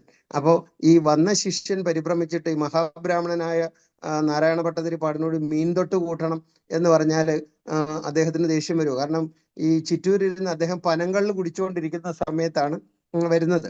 അപ്പൊ എഴുത്തച്ഛൻ പറഞ്ഞു എവിടെ തുടങ്ങണം നാരായണീയം? അപ്പൊ പറഞ്ഞു മീൻ തൊട്ട് കൂട്ടിക്കോളൂ എന്ന് പറഞ്ഞപ്പോ ഈ കള്ളുകൂടിയൻ പറഞ്ഞതാണെന്ന് തെറ്റിദ്ധരിച്ച് എന്നിട്ട് നാരായണ ഭട്ടതിരിപ്പാടിനോട് ശിഷ്യൻ പറഞ്ഞപ്പോൾ അദ്ദേഹത്തിന് മനസ്സിലായി വിഷ്ണുവിന്റെ മത്സ്യാവതാരം മുതൽ എഴുതി തുടങ്ങണമെന്നും നാരായണീയം ഗുരുവായൂര് അമ്പലത്തിലെ ഈ ഓരോ തൂണിന്റെ ചുവട്ടിലിരുന്ന് എഴുതി 100 ദിവസം കൊണ്ട് അത് പൂർത്തിയാക്കുകയാണ്. ആയുരാരോഗ്യ സൗഖ്യം എന്ന മറ്റോ ആണ് ഈ അവസാനത്തെ അതിലെ നാരായണീയത്തിന്റെ. അപ്പൊ അങ്ങനെ മഹാപണ്ഡിതനായ ഒരാൾ അദ്ദേഹം അത് ഈ ശിഷ്യന്മാരോട് പറഞ്ഞു കൊടുത്ത് എഴുതിക്കുകയാണെന്നൊക്കെ ഞാൻ ഈ അവിടെ നമ്മുടെ വിദ്യാരംഭത്തിനൊക്കെ അവിടെ നല്ല പ്രഭാഷണങ്ങൾ ഉണ്ടാവാറുണ്ട്. ഞാനത് കേൾക്കാനായിട്ട് പോവാറും ഉണ്ട്. അപ്പൊ ഞങ്ങളുടെ ചിറ്റൂരിൽ ഈ തുഞ്ചത്താചാര്യന്റെ എഴുത്തോലയും അതേപോലെ തന്നെ അദ്ദേഹം എഴുതാൻ ഉപയോഗിച്ച നാരായവും ഒക്കെ ഇപ്പോൾ നാരായവും ഈ മെതിയടികളും ഒക്കെ ഇപ്പോൾ അവിടെയും സൂക്ഷിക്കുന്നുണ്ട്. അപ്പൊ അത് എനിക്ക് സത്യമായിട്ടും അത് വന്ന് പിന്നെ ഞാൻ വേറൊരു കാര്യം കേട്ട അദ്ദേഹത്തിന് നാട് കടത്താൻ ഇത് മാത്രമായിരുന്നില്ല, അദ്ദേഹം ഒരു വിധവാ വിവാഹം കൂടി നടത്തുകയുണ്ടായി. അദ്ദേഹത്തിന്റെ സഹോദരിക്കാണോ അതോ ജ്യേഷ്ഠന്റെ ഭാര്യയ്ക്കാണോ എന്ന് എനിക്ക് അറിയുന്നില്ല. അതുകൊണ്ട് ക്രോധം ഇരട്ടിച്ചിട്ടാണ് ഈ നാട് കടത്തിയത്. അങ്ങനെയാണ് അദ്ദേഹം ചിറ്റൂരിലേക്ക് വരുന്നതും മറ്റും. ചിറ്റൂരിലായിരുന്നു മരണം ഉണ്ടായിരുന്നത്. അപ്പൊ തുഞ്ചൻ പറമ്പിന്റെ കഥ എനിക്ക് അറിയില്ലായിരുന്നു, ഞാനത് മറന്നുപോയിരുന്നു. പക്ഷെ അത് ഈ കേൾക്കുന്നില്ല. കേൾക്കുന്നില്ലേ? ആ, ഞാൻ ഫോണിലാണ് സംസാരിക്കുന്നത്. അപ്പൊ അതുകൊണ്ട് ഞാൻ ഇത്തിരി അകന്നു പോയി ഫോൺ, അതുകൊണ്ട്. അപ്പൊ ഈ തുഞ്ചൻ പറമ്പെന്നുള്ള പേരെങ്ങനെ കിട്ടിയെന്ന് ഞാൻ മനസ്സിൽ ഇങ്ങനെ വല്ലാതെ വ്യാകുലതയോടെ ചിന്തിക്കുമായിരുന്നു. കാരണം ഈ തുഞ്ചൻ പാലക്കാടാണ്. ഈ പാലക്കാടാണ് നമ്മുടെ ഈ മറ്റേ ഓട്ടംതുള്ളലിന്റെ ഈ കുഞ്ചനുള്ളത്. അപ്പൊ ഈ കുഞ്ചൻ പറമ്പ് നമുക്ക് ഇവിടെ ഉണ്ട്. പക്ഷെ ഈ തുഞ്ചൻ പറമ്പ് എങ്ങനെ വന്നു, ഭാഷാപിതാവുമായിട്ട് എന്താണ് ബന്ധം എന്നൊക്കെ എനിക്ക് അറിഞ്ഞുകൂടായിരുന്നു. ഇപ്പൊ മാഡം അത് പറഞ്ഞപ്പോഴാണ് ഞാൻ ഇതുപോലെ പറമ്പ് ആയിട്ട് ഒരു ചതുപ്പ് നിലത്തിന് മാറ്റിയ കർഷകന്റെ പേരാണ് ഈ തുഞ്ചൻ പറമ്പിൽ പോയിട്ട് ആയിരക്കണക്കിന് ആളുകൾ MT ഉണ്ടാക്കിയ ആ സ്ഥലത്ത് പോയി എഴുത്തിനെഴുതിയ മലയാള സർവകലാശാലയുടെ ആസ്ഥാനമായിട്ട് അതൊക്കെ പ്രവർത്തിക്കുകയൊക്കെ ചെയ്യുന്നുണ്ടല്ലോ. അപ്പൊ ഈ സി രാധാകൃഷ്ണൻ അതിന് വളരെ അടുത്തായിട്ട് ചമ്രവട്ടത്ത് അവിടെ താമസിക്കുന്ന ആളായതുകൊണ്ട് ഞാൻ അദ്ദേഹത്തിന്റെ വീട്ടിൽ പോയി കണ്ടിട്ടുണ്ട്. അപ്പൊ അവിടെ ഈ ചമ്രവട്ടം പാലത്തിന്റെ അവിടെ ചാരി നിന്നുകൊണ്ട് ഞാനും അദ്ദേഹമായിട്ടൊക്കെ സംസാരിക്കാനുള്ള മഹാഭാഗ്യമൊക്കെ എനിക്ക് ഉണ്ടായിട്ടുണ്ട്. അദ്ദേഹം 6 അടി പൊക്കത്തിൽ ആജാനും ബാഹുവായിട്ട് നിന്നുകൊണ്ട് നല്ല ഒന്നാന്തരം ഇംഗ്ലീഷിൽ സംസാരിക്കാൻ കഴിയുന്ന, നമുക്ക് കാൽ തൊട്ട് വന്ദിക്കാൻ തോന്നിപ്പോവും, അത്ര ഗംഭീരമായിട്ട് പാണ്ഡിത്യമുള്ള ഒരു എഴുത്തുകാരൻ. അങ്ങനെയുള്ള ഒരാള് എഴുതിയ മാഡത്തിന്റെ ധൈര്യത്തെ ഞാൻ അഭിനന്ദിക്കുകയാണ്. കാരണം ഈ തീക്കടൽ കടഞ്ഞ് തിരുമധുരം എടുക്കുന്ന പോലെയുള്ള ഒരു മഹാപുസ്തകമാണത്. അതിഗംഭീരമായിട്ടുള്ള ഒരു ലിറ്റററി വർക്കാണത്. അപ്പൊ അതിനെ ഇങ്ങനെ ഒരു പവർ പോയിന്റിൽ കഷ്ണം നുറുക്കിയിട്ട് അതിൽ ഈ താന്നിയൂർ മുതൽ എന്താ മഹാപ്രസ്ഥാനം വരെ ആക്കിയിട്ട് മാഡം അത് അവതരിപ്പിച്ചത് എനിക്ക് ഈ വലിയ കണ്ടന്റ് റൈറ്റിങ്ങിന്റെ ക്ലാസിക് എക്സാമ്പിൾ ആയിരുന്നു മാഡത്തിന്റെ ഈ പ്രസന്റേഷൻ. ഈ അതിന്റെ ഈ തനിമ ചോർന്നു പോവാതെ, പക്ഷെ അതിൽ കുറച്ചുകൂടെ ഈ ഒരു പുസ്തകങ്ങളുടെ സംരക്ഷണത്തിന് വേണ്ടി നടത്തിയ ത്യാഗങ്ങൾ ഇത്തിരിയും കൂടെ എലാബറേറ്റ് ചെയ്യാമായിരുന്നു. ഈ ഗ്രന്ഥപ്പുരയ്ക്ക് തീ പിടിച്ചു പോവുകയും അതേപോലെ ഒക്കെ നമുക്കറിയാമല്ലോ. ഈ ശൂദ്രബാധ നീങ്ങാൻ എന്ന് പറഞ്ഞ പോലെ അബ്രാഹ്മണര് ഇത് വേദമൊക്കെ കേട്ടാൽ ചെവിയിൽ ഉരുക്കി ഒഴിക്കണം എന്ന് പറഞ്ഞിട്ട് ഉള്ള ഒരു കാലഘട്ടത്തിലായിരുന്നു. അതിനെയൊക്കെ അതിലംഘിച്ചുകൊണ്ട് ഇതുപോലെ അദ്ദേഹം കള്ളു കുടിക്കുമായിരുന്നു. ചിറ്റൂർ വന്നതിന് ശേഷം അദ്ദേഹം ഈ പനങ്കള്ള് കുടിച്ചിട്ട് ലഹരിയിൽ ഇരുന്നു കൊണ്ടാണ് ഈ അദ്ദേഹം ഈ അധ്യാത്മരാമായണത്തിന്റെയും മഹാഭാരതത്തിന്റെയും ഭാഗവതം കിളിപ്പാട്ടും ഹരിനാമ കീർത്തനവും ഒക്കെ അദ്ദേഹം എഴുതുകയായിരുന്നില്ല. അദ്ദേഹം പറയുകയും അത് ശിഷ്യരത് എഴുതിയെടുക്കുകയും ചെയ്യുന്നതായിരുന്നു എന്ന് ഞാൻ ഈ ചിറ്റൂര് കേട്ട പ്രഭാഷണങ്ങളിൽ നിന്ന് മനസ്സിലാക്കിയിട്ടുണ്ട്. എങ്കിലും നമ്മുടെ ഈ പക്ഷേ എനിക്ക് ഏറ്റവും സന്തോഷം സി രാധാകൃഷ്ണന് നമ്മുടെ എഴുത്തച്ഛൻ പുരസ്കാരം ലഭിച്ചിട്ടുണ്ട്. അപ്പോൾ ഈ എഴുത്തച്ഛൻ്റെ മഹാശിഷ്യനായിട്ട് അദ്ദേഹത്തിന് നമുക്ക് കാണാം. ശാസ്ത്രജ്ഞനാണ് അദ്ദേഹം. MSc ഫിസിക്സോ മറ്റോ ആണ് അദ്ദേഹത്തിൻ്റെ വിദ്യാഭ്യാസ യോഗ്യത. അദ്ദേഹം എഴുതിയ നക്സലിസത്തെ പറ്റി ഗവേഷണം ചെയ്തുകൊണ്ട് അദ്ദേഹം എഴുതിയ മുൻപേ പറക്കുന്ന പക്ഷികൾ, അതേപോലെ തന്നെ സീസ്മോളജി എഴുതിയിട്ടുണ്ട്, സ്പന്ദമാപിനികളെ, അങ്ങനെ കുറെ പുസ്തകങ്ങൾ അദ്ദേഹം എഴുതിയ അഗ്നിയൊക്കെ സിനിമയാക്കിയിട്ടുണ്ട്. അദ്ദേഹം തന്നെ ഡയറക്റ്റ് ചെയ്ത് സിനിമയാക്കിയിട്ടുണ്ട്. അപ്പോൾ ഞാൻ അദ്ദേഹത്തിന്റെ ഒരു വലിയ ആരാധകനാണ്. കാരണം ഈ എഴുത്തുകാരെന്ന് പറഞ്ഞാൽ ഭാഷയിട്ട് കളിക്കുക മാത്രമല്ല, പക്ഷെ ശാസ്ത്രത്തിനെ അതിഗംഭീരമായിട്ട് കൈകാര്യം ചെയ്യുന്ന ഒരാള് എഴുതുമ്പോൾ അതിൽ ശാസ്ത്രീയത അതിമനോഹരമായിട്ട് കടന്നു. പക്ഷെ ഈ സി രാധാകൃഷ്ണന്റെ പുസ്തകങ്ങൾ വായിച്ചു തീർക്കുക എന്ന് പറഞ്ഞാൽ ഇത്തിരി നല്ല ഡിറ്റർമിനേഷനോടുകൂടി ഇരുന്നാലേ പറ്റുള്ളൂ. അതിൽ ഏറ്റവും കഷ്ടമായിട്ട് എനിക്ക് തോന്നിയത് ഈ തീക്കടൽ കടഞ്ഞ് തിരുമധുരം എടുത്ത ഈ പുസ്തകമാണ്. കാരണം അതിനകത്ത് ഈ പ്രാചീന സ്ഥലങ്ങളുടെയും ഭാഷാ പ്രയോഗങ്ങളും ഒക്കെ വായിച്ചെടുക്കാൻ വേണ്ടിയിട്ട്.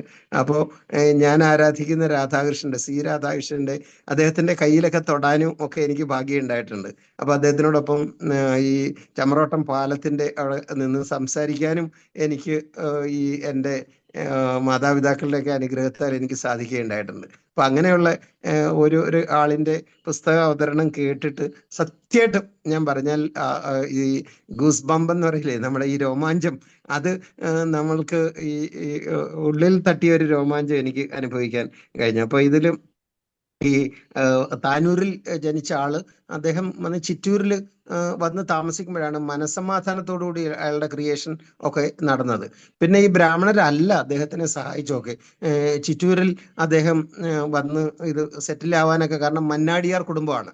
ഈ മന്നാടിയാർ കുടുംബക്കാരാണ് അദ്ദേഹത്തിന് വേണ്ട സൗകര്യങ്ങളൊക്കെ ചെയ്തു കൊടുത്ത്. ഇപ്പോഴും ആഗ്രഹാരങ്ങളും അവിടെ ഉണ്ട്. എൻ്റെ 2 മക്കളും അവിടെയാണ് ആദ്യാക്ഷരം കുറിച്ചതും ഒക്കെ. അവിടെ ചുറ്റും വലിയ സംസ്കൃത പണ്ഡിതരും ഒക്കെ ഉണ്ട്.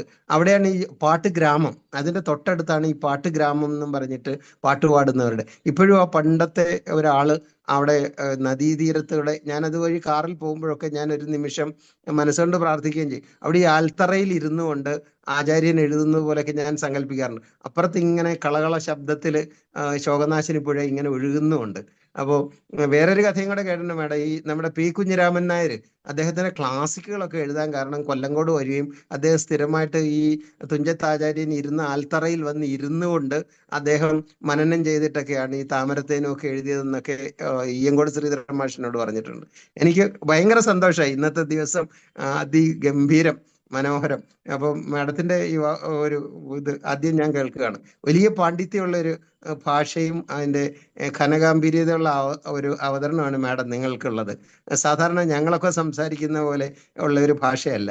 നിങ്ങൾ വലിയ പണ്ഡിതയായിട്ടുള്ള ശ്രീരാധാകൃഷ്ണന്റെ പുസ്തകത്തിനെ പറ്റി പറയാൻ, അവതരിപ്പിക്കാൻ യോഗ്യയായിട്ടുള്ള മഹാപണ്ഡിതയായ ഒരാളിനെ സ്റ്റേജിൽ വന്നതിൽ എനിക്ക് വലിയ സന്തോഷം. Thank you. I conclude. Thank you sir അത് സർ.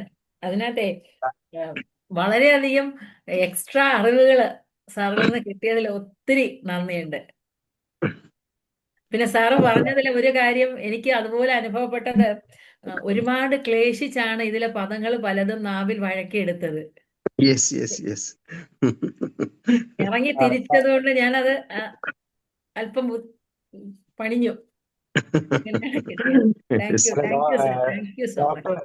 ഡോക്ടർ പറഞ്ഞതുപോലെ സത്യത്തിൽ ഈ പേര് കേട്ടപ്പം ഇതിന്റെ ഒരു ബുക്ക് റിവ്യൂ നടത്തിയാൽ എന്ത് സംഭവിക്കും എന്നൊക്കെ സത്യം പറഞ്ഞാൽ നല്ല ടെൻഷനിലായിരുന്നു. കാരണം ഏകദേശം 600-ലധികം വിലയുള്ള ഒരു ബുക്കാണിത്.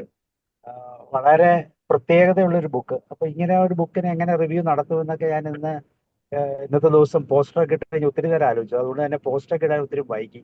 അത് വേണ്ട രീതിയിൽ എങ്ങനെയായിരിക്കും എന്നൊക്കെ. പക്ഷെ അത് വരന്തപ്പതിപ്പിലൊക്കെ വന്നു എന്ന് കേട്ടപ്പം തീർച്ചയായിട്ടും ഒരു പ്രത്യേകതയും തോന്നി. എനിവേ ഡോക്ടർ ഈ പറഞ്ഞ പോലെ പൂർണ്ണമാക്കിയത് എന്ന് പറയാം. ഇനി ആരാ പറയുന്നത്? അഡ്മിറ്റ് ചെയ്യും. അമർജ്യോതി മാം പറഞ്ഞു. Thank you very much Hiba ma'am. അതായത് എഴുത്തച്ഛൻ ഇത്രയും ത്യാഗങ്ങളൊക്കെ സഹിച്ചിട്ടാണ് നമുക്ക് ഇതൊക്കെ സംഭാവന ചെയ്തെന്ന് ഓർക്കുന്ന വല്ലാത്തൊരു ഫീലിംഗ്, വല്ലാത്തൊരു വിഷമം തോന്നുന്നു. നമ്മളെ പൂർവികർ എന്തെല്ലാം സാഹസം സഹിച്ചിട്ടാണ്, എന്നിട്ട് നമുക്കതൊരു വിലയില്ലാണ്ട് നമ്മള് സൈഡിലേക്ക് ഇടുന്നു. അത് ആലോചിച്ചിട്ട് വിഷമം തോന്നുന്നു. എന്തായാലും മാഡത്തിന്റെ ധൈര്യത്തിന് ഹാറ്റ്സ് ഓഫ് ചെയ്യുന്നു. Thank you very much. Thank you ma'am. ഇങ്ങനെ പറയാറുണ്ട്, if you don't know your past you will not relish your present and you will not value your future. അപ്പൊ ശരിക്കും പല കാര്യങ്ങളെ പറ്റി നമ്മൾ അതിന്റെ പാസ്റ്റ് അറിയുമ്പോഴാണ് അതിന്റെ പ്രസന്റ് അതിൻ്റെതായ രീതിയിൽ ആ മൂല്യത്തോടു കൂടി നമുക്ക് റിലീഷ് ചെയ്യാൻ സാധിക്കുക എന്നുള്ളതാണ്. ശരിയല്ലേ? അതുപോലെ തന്നെ ഇതിന്റെ റിവ്യൂസ് കുറെ ഞാനിങ്ങനെ നോക്കിയപ്പോഴത്തേക്കും ഏറ്റവും കൂടുതൽ ഈ ഭാഷയെ പറ്റി അല്ല കൂടുതൽ സംവാദം ഉണ്ടായത്, എഴുത്തച്ഛന്റെ ജാതിയെ കുറിച്ചായിരുന്നു. അത് വളരെയധികം എന്താ പറയാ, ഒരു സങ്കടം തോന്നി എന്ന് വേണമെങ്കിൽ പറയാം. കാരണം മറ്റ് എന്തെല്ലാം പെർസ്പെക്റ്റീവ് ഉണ്ട് അതില്, ഒരു ഭാഷ ഉയർന്നു വരുന്നതില്, ലോകോത്തര ഭാഷയായി മാറുന്നതില്. അപ്പൊ അതില് വളരെ പ്രശസ്തരായ ആൾക്കാരും കൂടി ഏറ്റവും കൂടുതൽ അവർ കോൺസെൻട്രേറ്റ് ചെയ്ത ആ ഒരു പോയിന്റ് എന്ന് പറയുന്നത് നമ്മളെ അധികം ചിന്തിപ്പിക്കും. നാം ആയിരിക്കുന്ന സമൂഹം, നമ്മുടെ ചിന്തകൾ. Okay, Manoj sir. സാർ ഒരു മിനിറ്റ് ഞാൻ പറഞ്ഞോട്ടെ. പറഞ്ഞോളൂ. പാലക്കാട് എഴുത്തച്ഛൻ സമുദായമുണ്ട്. എഴുത്തച്ഛൻ സമുദായം ഉണ്ട്. അപ്പോൾ എഴുത്തച്ഛൻ സമുദായം ശക്തമായിട്ട് എഴുത്തച്ഛൻ, ഈ തുഞ്ചത്ത് രാമാനുജൻ എഴുത്തച്ഛൻ ഞങ്ങളുടെ സ്വന്താണ്, എഴുത്തച്ഛൻ സമുദായത്തിന്റെ സ്വത്താണ് എന്നുള്ള രീതിയിൽ നിൽക്കുകയും, ബ്രാഹ്മണര് അതല്ല, അദ്ദേഹം ബ്രാഹ്മണനാണ് എന്നുള്ള രീതിയിൽ നിൽക്കുകയൊക്കെ ചെയ്യുന്ന, വളരെ സങ്കുചിതമായിട്ട് അദ്ദേഹത്തിനെ പണ്ട് വളരെ ഉപദ്രവിച്ചിരുന്നവരൊക്കെ അദ്ദേഹത്തിനെ സ്വന്തമാക്കാൻ വേണ്ടിയിട്ട്, നമുക്കറിയാലോ ഈ ഒരാൾ IAS ഒക്കെ കിട്ടിക്കഴിഞ്ഞാൽ പണ്ട് LP സ്കൂളിൽ ശപിച്ചു വിട്ട ടീച്ചറൊക്കെ പറയും എൻ്റെ ശിഷ്യനാണ്, ഞാൻ ഓമനിച്ച കുട്ടിയാണ് എന്നൊക്കെ പറയാറില്ലേ. അതേപോലെ പാലക്കാട് വലിയ സംവാദമാണ് ഈ എഴുത്തച്ഛൻ സമുദായവും ഇവരും നമ്മുടെ ഈ അഗ്രഹാരത്തിലെ ചിറ്റൂർ ഗ്രാമം എന്നാണ് പറയുക അഗ്രഹാരത്തിന്, അവിടുത്തെ ബ്രാഹ്മണരും തമ്മിൽ ഭയങ്കര കശവിശ ഉണ്ടാവാറുണ്ട് എഴുത്തച്ഛനെ സ്വന്തമാക്കാൻ വേണ്ടിയിട്ട്. അപ്പൊ മാഡം ഇപ്പൊ പറഞ്ഞപ്പോഴാണ് ഞാനത് ഓർമ്മിച്ചത് കേട്ടോ. അത് നമ്മുടെ അല്പത്തരവും സങ്കുചിത രീതികളാണെന്ന് വിചാരിച്ചാൽ മതിയാവും. പക്ഷെ എഴുത്തച്ഛൻ മലയാള ഭാഷയുടെ പിതാവ് തന്നെ, യാതൊരു സംശയമില്ല. ഇപ്പൊ പിതാവ് എന്ന് പറയാൻ പാടില്ല, മാതാവ് എവിടെ എന്നൊക്കെ ചോദ്യമൊക്കെ ഉണ്ടായിരുന്നു. അതൊക്കെ പൊക്കോട്ടെ, നമുക്ക് എന്തായാലും ഇത് ആസ്വദിക്കാം. ഈ ഗ്ലോബൽ സിറ്റിസൺഷിപ്പും ഗ്ലോബൽ വില്ലേജും ഒക്കെ നിലനിൽക്കുന്ന ഈ കാലഘട്ടത്തില് യെസ്. ഈ കോർപ്പറേറ്റിലൊക്കെ നമ്മൾ ജോലിക്ക് അപേക്ഷിക്കുമ്പം ജാതിയും മതമൊന്നും ആരും ചോദിക്കുന്നില്ലല്ലോ. നമ്മുടെ അതെ അതെ സ്കില്ലാണ് അവർ നോക്കുന്നത്. അതെ, തീർച്ചയായിട്ടും. പുതിയ ജനറേഷൻ കുട്ടികൾ കല്യാണം കഴിക്കാനും ഈ ജാതിയും മതം ഒന്നും ചോദിക്കില്ല. ബാംഗ്ലൂരും ബോംബെയിലും വിദേശത്തും ഒന്നും അവർ ഏത് ജാതി എന്നൊന്നും ചോദിക്കാറില്ല. പക്ഷെ അവിടെ ഈ ജാതി സംഘടനകളൊക്കെ അവരെ പിടിച്ചതിൽ ഇടാൻ പുതിയ ജനറേഷന്റെ ഏറ്റവും വലിയ പ്രത്യേകത അതാണ്. They never bothered about the caste or religion. അത് വലിയ പോസിറ്റീവ് ആണത്. അത് എന്റെ മോൾ ഉൾപ്പെടെ ചോദിക്കുന്ന ഒരു ചോദ്യമുണ്ട്, what relevance it has. Yes yes yes. Okay, okay. Manoj sir പറയും. ഉഷ മാം ഒന്ന് മാനേജ് ചെയ്യുമോ? മനോജ് സാർ സൗ sir, yes yes sir, sorry, ചെയ്യാം സാർ. മനോജ് സാർ പറയും. സാറ് ഞാൻ ഇന്ന് ഈ ഒരു പ്രത്യേകതയുള്ള ഒരു സബ്ജക്റ്റ് ആണെന്ന് അറിഞ്ഞു. അതുപോലെ ഷിബാമോൾ മാഡത്തിൻ്റെ ഈ പറഞ്ഞ ഇവിടെ നടന്ന സെഷനിലൊന്നും എനിക്ക് പങ്കെടുക്കാൻ പറ്റിയിട്ടതും കരുതിയാണ് ഞാൻ ഇതിനകത്ത് ശരിക്കും പറഞ്ഞാൽ ഇന്ന് പങ്കെടുത്തത് തന്നെ. വളരെ സന്തോഷം തോന്നുന്നു. കാര്യം ഡോക്ടറൊക്കെ പറഞ്ഞ മാതിരി തന്നെ ഇത്ര എന്താണ് ഗഹനമായ ഒരു പുസ്തകവും അതും സി രാധാകൃഷ്ണനെ പോലെയൊക്കെ എഴുതിയ അദ്ദേഹത്തിനെ പോലെ പ്രശസ്തനായ, അദ്ദേഹം സാഹിത്യകാരൻ മാത്രമായിരുന്നല്ലോ. ഇപ്പോൾ ഡോക്ടർ സൂചിപ്പിച്ച പോലെ അദ്ദേഹം ഫിസിസിസ്റ്റ് ആയിരുന്നു, റിസർച്ചർ ആയിരുന്നു. അദ്ദേഹം കൈയടക്ക വെക്കാത്ത മേഖലകളൊന്നുമില്ല. Film making. അപ്പോൾ അത്ര സി രാധാകൃഷ്ണൻ ഈ പറഞ്ഞ പോലെ എനിക്ക് വളരെ ഇഷ്ടപ്പെട്ട ഒരു എഴുത്തുകാരൻ കൂടിയായിരുന്നു. അദ്ദേഹത്തിൻ്റെ എൻ്റെ ഓർമ്മയിൽ നിന്നും അദ്ദേഹത്തിൻ്റെ വായിച്ച എൻ്റെ കോളേജ് കാലഘട്ടങ്ങളിലൊക്കെയാണ് അദ്ദേഹത്തിനെ കുറിച്ച് കൂടുതൽ എന്താണ് പുസ്തകങ്ങളൊക്കെ ഞാൻ വായിച്ചിട്ടുള്ളത്. അപ്പോൾ എന്നിൽ നിന്ന് ഇങ്ങനെ ഈ സെഷൻ കേൾക്കാൻ വന്നത് തീർച്ചയായിട്ടും സി രാധാകൃഷ്ണൻ എന്ന എഴുത്തുകാരൻ തന്നെയാണ്. അതിൽ കൂടുതൽ എനിക്കിതിൻ്റെ പറയാൻ പറ്റും. കാര്യം അത്രമാത്രം ഗഹനമായ ഒരു വിഷയം. ഇതിൻ്റെ പേര് കേട്ട് കഴിഞ്ഞാൽ തന്നെ നമ്മളൊന്നും ഭയപ്പെടില്ല സാർ. തീക്കടൽ കടഞ്ഞ് തിരുമധുരം, അല്ലേ? അത് എന്നെ പോലുള്ള അജ്ഞരായ ആൾക്കാർക്കൊക്കെ ശരിക്കും പറഞ്ഞാൽ ആ പേരിൽ നിന്ന് തന്നെ എന്താണ് ഉദ്ദേശിക്കുന്നതെന്ന് പോലും മനസ്സിലായി. കാര്യം അത്ര ഗഹനമായിരിക്കണം. കാര്യം എഴുതിയത് സി രാധാകൃഷ്ണനാണല്ലോ. അപ്പോൾ തീക്കടൽ കടഞ്ഞ് എഴുതിയ കടലിന് തിരുമധുരം നൽകിയ ഇദ്ദേഹമാണ്. അപ്പോൾ എഴുത്തച്ഛനെ കുറിച്ചൊക്കെ അദ്ദേഹം ജീവിച്ച കാലഘട്ടം, അന്നുണ്ടായിരുന്ന ജാതി വ്യവസ്ഥകളും അതൊക്കെ ഷീബാമാം പറഞ്ഞതിനോടൊപ്പം തന്നെ അതിൻ്റെ ഒരു അഡീഷണൽ വ്യാഖ്യാനമൊക്കെ ഡോക്ടറോട് തന്നു കഴിഞ്ഞപ്പോൾ ഇതിനെക്കുറിച്ച് ഇപ്പോൾ എന്ത് പറയും? നമുക്കൊരു ചെറിയൊരു പിക്ചറാണ് ഇവർ രണ്ടുപേരും കൂടി ശരിക്കും പറഞ്ഞാൽ ഇപ്പോൾ തന്നത്. പ്രത്യേകിച്ചും ഷിബാമോൾ മാഡം ഇത്ര ഒരു വളരെ വളരെ ഈസി ആയിട്ടെന്നൊക്കെ പറയാം. ഇങ്ങനെ അത് ഇപ്പം ഇവിടെ സൂചിപ്പിച്ചമാതിരി അതിനുള്ള പാണ്ഡിത്യം കൊണ്ടാണ് ഇത് കൈവയ്ക്കാൻ പോലുള്ള ഒരു ധൈര്യം കാണിച്ചതുപോലെ ഒരു പക്ഷേ അതായിരിക്കാം. വളരെ ഗഹനമായ വിഷയമാണ്. അപ്പോൾ ആ എഴുത്തച്ഛൻ്റെ കാലഘട്ടത്തെക്കുറിച്ചൊക്കെയാണല്ലോ ഇവിടെ അധികാരമായിട്ട് ഒരു പുനരാവിഷ്കരണമാണ് ഇപ്പോൾ ശരിക്കും പറഞ്ഞു കഴിഞ്ഞാൽ മാഡം ഇവിടെ നമുക്ക് നൽകി. അപ്പോൾ ചരിത്രമുണ്ട്, പശ്ചാത്തലമൊക്കെ എന്താണ് ചരിത്ര പശ്ചാത്തലം പറഞ്ഞു, പിന്നെ അതിൻ്റെ ആത്മീയതയും തത്വചിന്തയും എന്താണ് എല്ലാം വളരെ വളരെ വിശദമായിട്ട് നമുക്ക് ഒരു തിരുമധുരം തന്നെയാണ് ശരിക്കും മാഡം ഇവിടെ തന്നത് എന്നുള്ളതിനകത്ത് യാതൊരു സംശയവുമില്ല.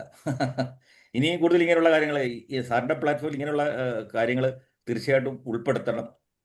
നമ്മളെപ്പോലുള്ളവർക്കൊക്കെ തീർച്ചയായിട്ടും ഇതുപോലെ കേട്ടിരിക്കാൻ മാത്രമേ നമുക്ക് ഇത് കഴിയുള്ളൂ. കേട്ട് നമുക്ക് കുറച്ചുകൂടെ വിവരം വരുന്നെങ്കിൽ നമുക്ക് തീർച്ചയായിട്ടും ഇങ്ങനെയുള്ള കാര്യങ്ങളൊക്കെ അറിയാനൊക്കെയുള്ള സാറും സാബു സാറിനെ ഇതിൽ പ്രത്യേകിച്ചും അഭിനന്ദിക്കേണ്ട ഒരു കാര്യം തന്നെയാണ് സാറ്. കാര്യം ഇങ്ങനെ ഒരു സബ്ജക്റ്റ് വന്നപ്പോൾ അതിനെക്കുറിച്ച് സാറ് തീർച്ചയായിട്ടും അതൊരു അവസരമാണ് ഉള്ളവർക്കൊക്കെ ഇതിനെ ഒരുക്കിയത്. അതുകൊണ്ട് ഈ യാത്ര ഇങ്ങനെ ഈ പറഞ്ഞ ഇതിനെക്കുറിച്ചൊക്കെ എഴുതിയത് തന്നെ വളരെ എന്താണ് ചുരുങ്ങിയ വാക്കുകളിൽ വീണ്ടും പറയുകയാണെങ്കിൽ നമുക്കൊക്കെ മനസ്സിലായി എന്താണ് ഇതിൻ്റെ ഒരു പശ്ചാത്തലം എന്ന് മാത്രമാണ്. ഞാൻ ഈ പുസ്തകം തീർച്ചയായിട്ടും വായിക്കും. എനിക്കൊരു വലിയൊരു പ്രചോദനം കൂടിയാണ് ഇത്രയും കാര്യങ്ങളൊക്കെ പറഞ്ഞ് കേട്ടതും അറിഞ്ഞതിൽ കൂടി. അപ്പോൾ thank you very much madam. അപ്പോൾ എല്ലാ ആശംസകളും ഇതോടൊപ്പം നേടുന്നു. ഡോക്ടർ സുധോധനും ഈ പറഞ്ഞ പോലെ വളരെ അഡീഷണൽ ആയിട്ട് നൽകിയ ഇൻഫർമേഷൻ ഒക്കെ thank you very much sir. Both of you, hats off. Manoj സാറേ, താങ്ക് യു. ഒരു കാര്യം കൂടെ പറയട്ടെ. ഷിബമോൾ മാമിനെ ഒരിക്കൽ കൂടി പരിചയപ്പെടുത്തേണ്ടതുണ്ട്. കാരണം നമ്മുടെ പ്ലാറ്റ്ഫോമിന്റെ മോർണിംഗ് സെഷൻ, ബി ദ മാസ്റ്ററിന്റെ മോർണിംഗ് സെഷന്റെ നെടുത്തൂണാണ് ഷിബമോൾ മാം. 2 വർഷമായി ബി ദ മാസ്റ്റർ എന്ന പ്രോഗ്രാം രാവിലെ 5:15 മുതൽ 6:15 വരെ കണ്ടിന്യൂസ് ആയിട്ട് മാം നടത്തിക്കൊണ്ട് പോകുന്നു. ഞങ്ങളുടെ ഒന്നും പ്രസൻസ് അവിടെ ഇല്ല. ഷീല മോമുണ്ട്, ഉഷ മോമുണ്ട്, റോയ് സാർ തീർച്ചയായിട്ടും ചെല്ലുമെന്ന് പറയുന്നുണ്ട്, പക്ഷെ എത്തിയിട്ടില്ല.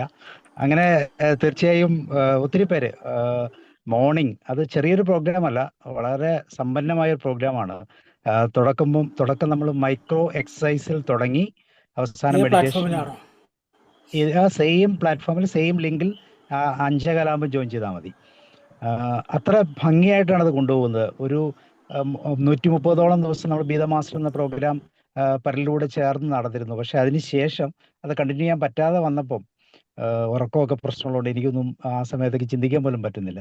അപ്പം അങ്ങനെ വന്നപ്പോഴാണ് ഷീബമോൾ മാം അത് ഏറ്റെടുത്ത്, ഷൈല മാം, അതുപോലെ തന്നെ അവരൊക്കെ പ്രത്യേകം, ശശികുമാർ സാറ്, സുധാ മാം, തീർച്ചയായിട്ടും അവരെല്ലാവരും ഉണ്ട്. അതിനൊപ്പം പുതിയ കുറച്ച് നമ്മുടെ പ്ലാറ്റ്ഫോമിലെ ഷീല മാം, ഉഷ മാം ഒക്കെ അതിൻ്റെ കൂടെ ചേർന്ന് പോകുന്നുണ്ട്. അപ്പോൾ ആ ഒരു രീതിയിലും കൂടെ എനിക്ക് ശിവമോനെ പരിചയപ്പെടുത്തേണ്ടതുണ്ട്. അത് തന്നെയല്ല, തുടക്കം പോലെ കരിയർ കൗൺസിലിങ്ങിൻ്റെ തലത്തിൽ ഞങ്ങൾ ഒന്നിച്ച് കുറേ നാൾ ഇതിനെക്കുറിച്ച് പഠിച്ചതാണ്. അങ്ങനെയാണ് ഞാൻ കരിയർ കൗൺസിലിങ്ങിനെ കുറിച്ച് അറിഞ്ഞത്.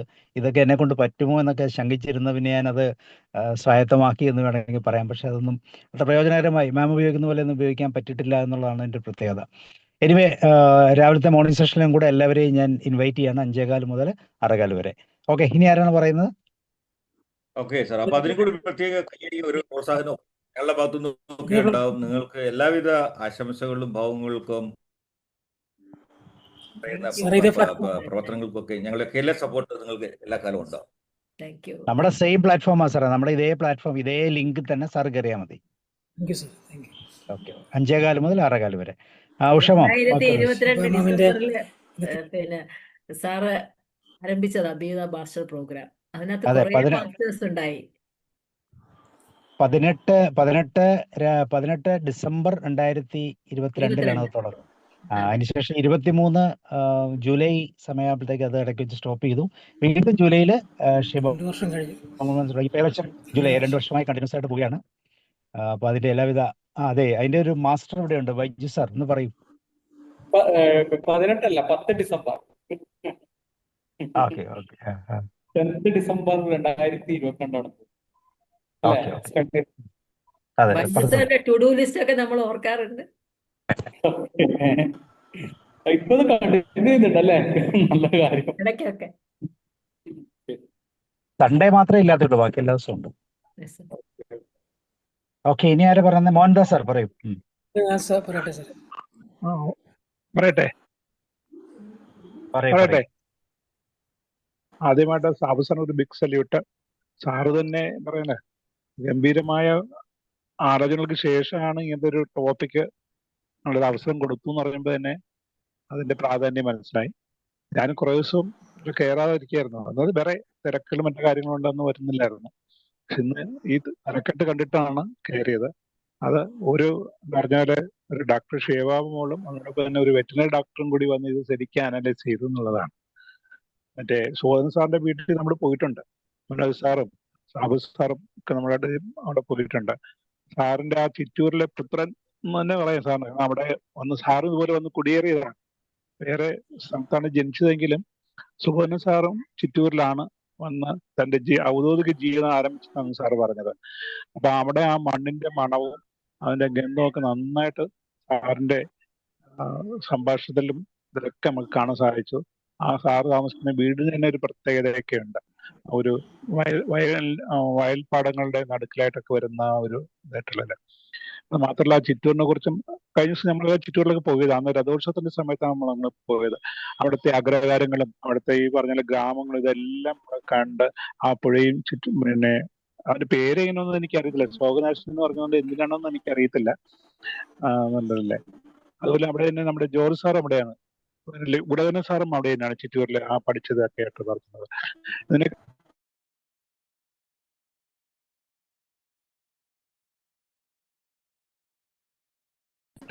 വൈഷമ്യങ്ങളും പ്രയാസങ്ങൾ ഉണ്ടാവുന്നത്. പക്ഷെ ഇവിടെ ഒരു പിതാവിനും അതേ ഒരു അനുഭവം ഉണ്ടായി എന്നുള്ളതാണ്. അതും സ്വന്തം മാതൃഭാഷയെ ഒന്ന് നല്ല രീതിക്ക് അല്ലെങ്കിൽ അതിനെ യഥാർത്ഥ രൂപത്തിലേക്ക് കൊണ്ടുവരാൻ വേണ്ടിയിട്ട് ഇപ്പോഴും അവശേഷിക്കുന്ന ഒരു അവഗണനയും മറ്റൊക്കെ ഞാൻ അറിഞ്ഞത്. എനിക്ക് എത്രത്തോളം എനിക്ക് ശരിയാണെന്ന് എനിക്ക് അറിയത്തില്ല. ഇപ്പോഴും ആ തിരൂരില് അദ്ദേഹത്തിന്റെ ഒരു പ്രതിമ അനാച്ഛാദനം ചെയ്യാൻ സാധിച്ചിട്ടില്ല എന്നാണ് പറയുന്നത്. അവിടെയും ഒരു എന്താ പറഞ്ഞ ഇതിനൊക്കെ ഉപരിയായിട്ടുള്ള ഒരു ഭാഷയാണ് മലയാളം. ഒരു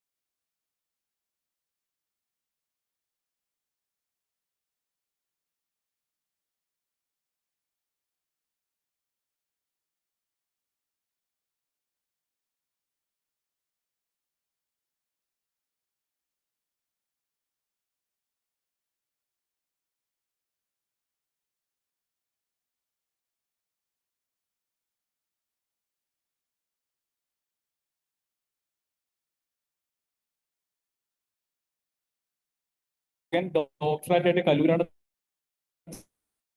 താമസം.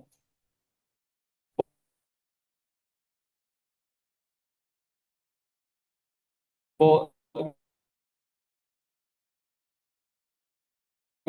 പകുതി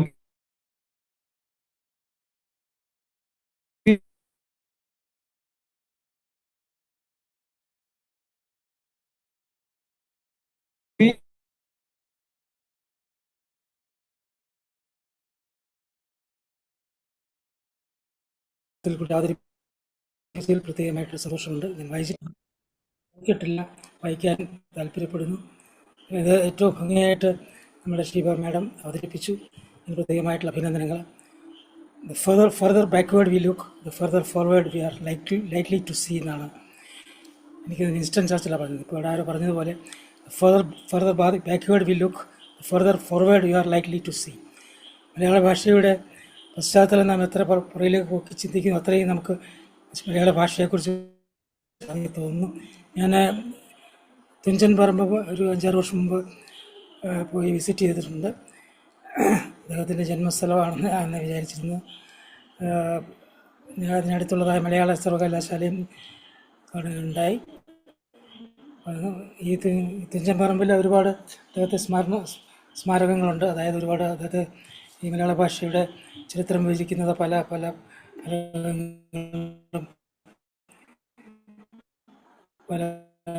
സ്ട്രോളുകളൊക്കെ ഉണ്ട്. കുറച്ചൊക്കെ അതിൽ നിന്ന് മനസ്സിലാക്കാൻ സാധിച്ചു. എന്നാൽ തുഞ്ചത്തെഴുത്തച്ഛൻ്റെ ജീവചരിത്രം വളരെ ഭംഗിയായിട്ട് നമ്മുടെ ശ്രീ രാധാകൃഷ്ണൻ എഴുതുകയും അതുപോലെ തന്നെ നന്നായിട്ട് ഷീബയോട് അവതരിപ്പിക്കുകയും ചെയ്തു. പ്രത്യേകം നന്ദി പറഞ്ഞുകൊണ്ട് അവസാനിപ്പിക്കട്ടെ. Back to Sabu sir. Sabu sir, ഇങ്ങനെ ഒരാളെ കൊണ്ടുവന്നതിന് സാബു സാറിന് ബിഗ് സല്യൂട്ട്. കാരണം എനിക്ക് തോന്നുന്നു ഈ നമ്മള് പിന്നെ ഇങ്ങനെ മലയാള ഭാഷയെല്ലാം പഠിക്കുമ്പോഴും അങ്ങനെ പറയുമ്പോഴത്തേക്ക് തുഞ്ചൻ കുഞ്ചൻ ചെറുശ്ശേരി ഇങ്ങനെ എല്ലാം മലയാളത്തിൽ കുറെ കാര്യങ്ങൾ പഠിക്കുമ്പോൾ അതെല്ലാം ചെറിയ രീതിയിൽ നമ്മളെ മനസ്സിൽ ഇങ്ങനെ ഓർമ്മയിൽ തങ്ങി നിൽക്കുന്നുണ്ട്. പക്ഷെ എനിക്ക് തോന്നി ഇങ്ങനെയുള്ള കാര്യങ്ങള് ഇപ്പോഴുള്ള കുട്ടികൾ പഠിക്കുന്നുണ്ട്. പക്ഷെ ഇത്ര കാര്യമായിട്ട് ഇങ്ങനെ വിസ്തരിച്ച് പഠിപ്പിക്കാൻ ആരും തയ്യാറാവുന്നില്ല എന്നാണ് എനിക്ക് തോന്നുന്നത്. അതിന് ആഴ്ചയിലോ അല്ലെങ്കിൽ മാസത്തിലോ ഒരു പീരീഡ് വെച്ചിട്ട് ഇങ്ങനെ മലയാളത്തിലുള്ള ഇങ്ങനെ പ്രമുഖരെ പറ്റിയിട്ട് പറഞ്ഞു കൊടുക്കണം എന്നാണ് ഞാൻ പറയുന്നത്. കാരണം അല്ലാതെ അവരിപ്പോ എന്തെങ്കിലും പറയുമ്പോൾ ഗൂഗിളിൽ തപ്പിയിട്ട് അതിങ്ങനെ നോക്കി കഴിഞ്ഞു, അത്രയേ ഉള്ളൂ. അല്ലാതെ അവർക്ക്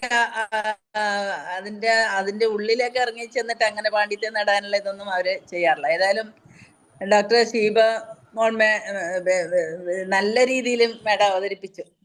കാരണം സാബു സാറിനെ സംബന്ധിച്ചിടത്തോളം വ്യത്യസ്തമാക്കുന്നതാണ് ഈ പ്ലാറ്റ്ഫോം.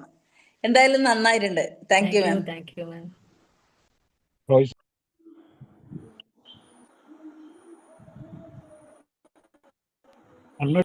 ഈ എഴുത്തച്ഛൻ മലയാള ഭാഷയുടെ പിതാവെന്ന് കേട്ടിട്ടുണ്ട്. പക്ഷേ അദ്ദേഹം മലയാള ഭാഷയുടെ പിതാവായത് എന്താണെന്ന് ഇന്നാണ് മനസ്സിലാക്കാൻ കഴിയും. കാരണം ഒത്തിരി ലിപികൾ ഉണ്ടാക്കിയിട്ടുണ്ടെന്നൊക്കെ പറയാറുണ്ട്. പക്ഷേ ഈ സി രാധാകൃഷ്ണന്റെ ഈ ബുക്ക്, അതായത് 4 ഭാഗങ്ങളും 51 അധ്യായങ്ങളും ഉള്ളതായ ബുക്ക് 45 മിനിറ്റ് കൊണ്ട് അതിൻ്റെ കണ്ടന്റ് പറഞ്ഞപ്പോൾ തന്നെ മലയാള ഭാഷയുടെ ചരിത്രം ഇത്രമാത്രം ഭയങ്കരമാണല്ലോ എന്ന് മനസ്സിലാക്കാൻ കഴിയും. ഇന്നത്തെ കാലഘട്ടത്തിൽ എഴുത്താശാന്മാരുടെ കുടുംബത്തിൽ ജനിച്ചു എന്ന് പറഞ്ഞാൽ ഇന്നത്തെ തലമുറയ്ക്ക് എഴുത്താശാന്മാരെന്ന് പറഞ്ഞാൽ ആരാന്ന് പോലും അറിയാൻ മേലാത്ത ഒരു കാലഘട്ടം. അപ്പോൾ മലയാളിയായ ഓരോരുത്തരും ഈ മലയാള ഭാഷയുടെ ഈ കാര്യങ്ങൾ പഠിച്ചെടുക്കണം, മനസ്സിലാക്കുകയും ചെയ്യണം എന്ന് പറയുന്നത് ഒരു പ്രധാന ഭാഗമായിട്ട് എനിക്ക് തോന്നുന്നുണ്ട്. ഇപ്പൊ സുധാകരൻ സാർ പറഞ്ഞോണം എഴുത്തച്ഛൻ ഗ്രാമവും എഴുത്തച്ഛൻ സമുദായവും ഒക്കെ അവിടെ ഉണ്ട് എന്ന് പറയുമ്പോൾ തന്നെ അതെന്തുകൊണ്ട് ഇവിടെ ഒന്നും അതിനെക്കുറിച്ച് അറിയാൻ മേലാതെ വരുന്നു എന്ന് പറയുന്നത് ഒരു പ്രധാന ഭാഗമാണ് കേട്ടോ.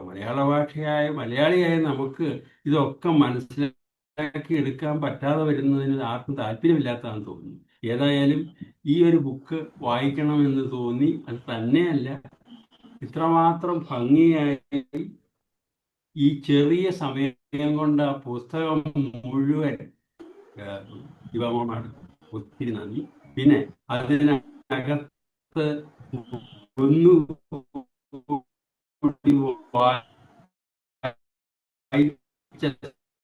സുധാകരൻ സാറിന്റെ എനിക്ക് വളരെ ധന്യമായി.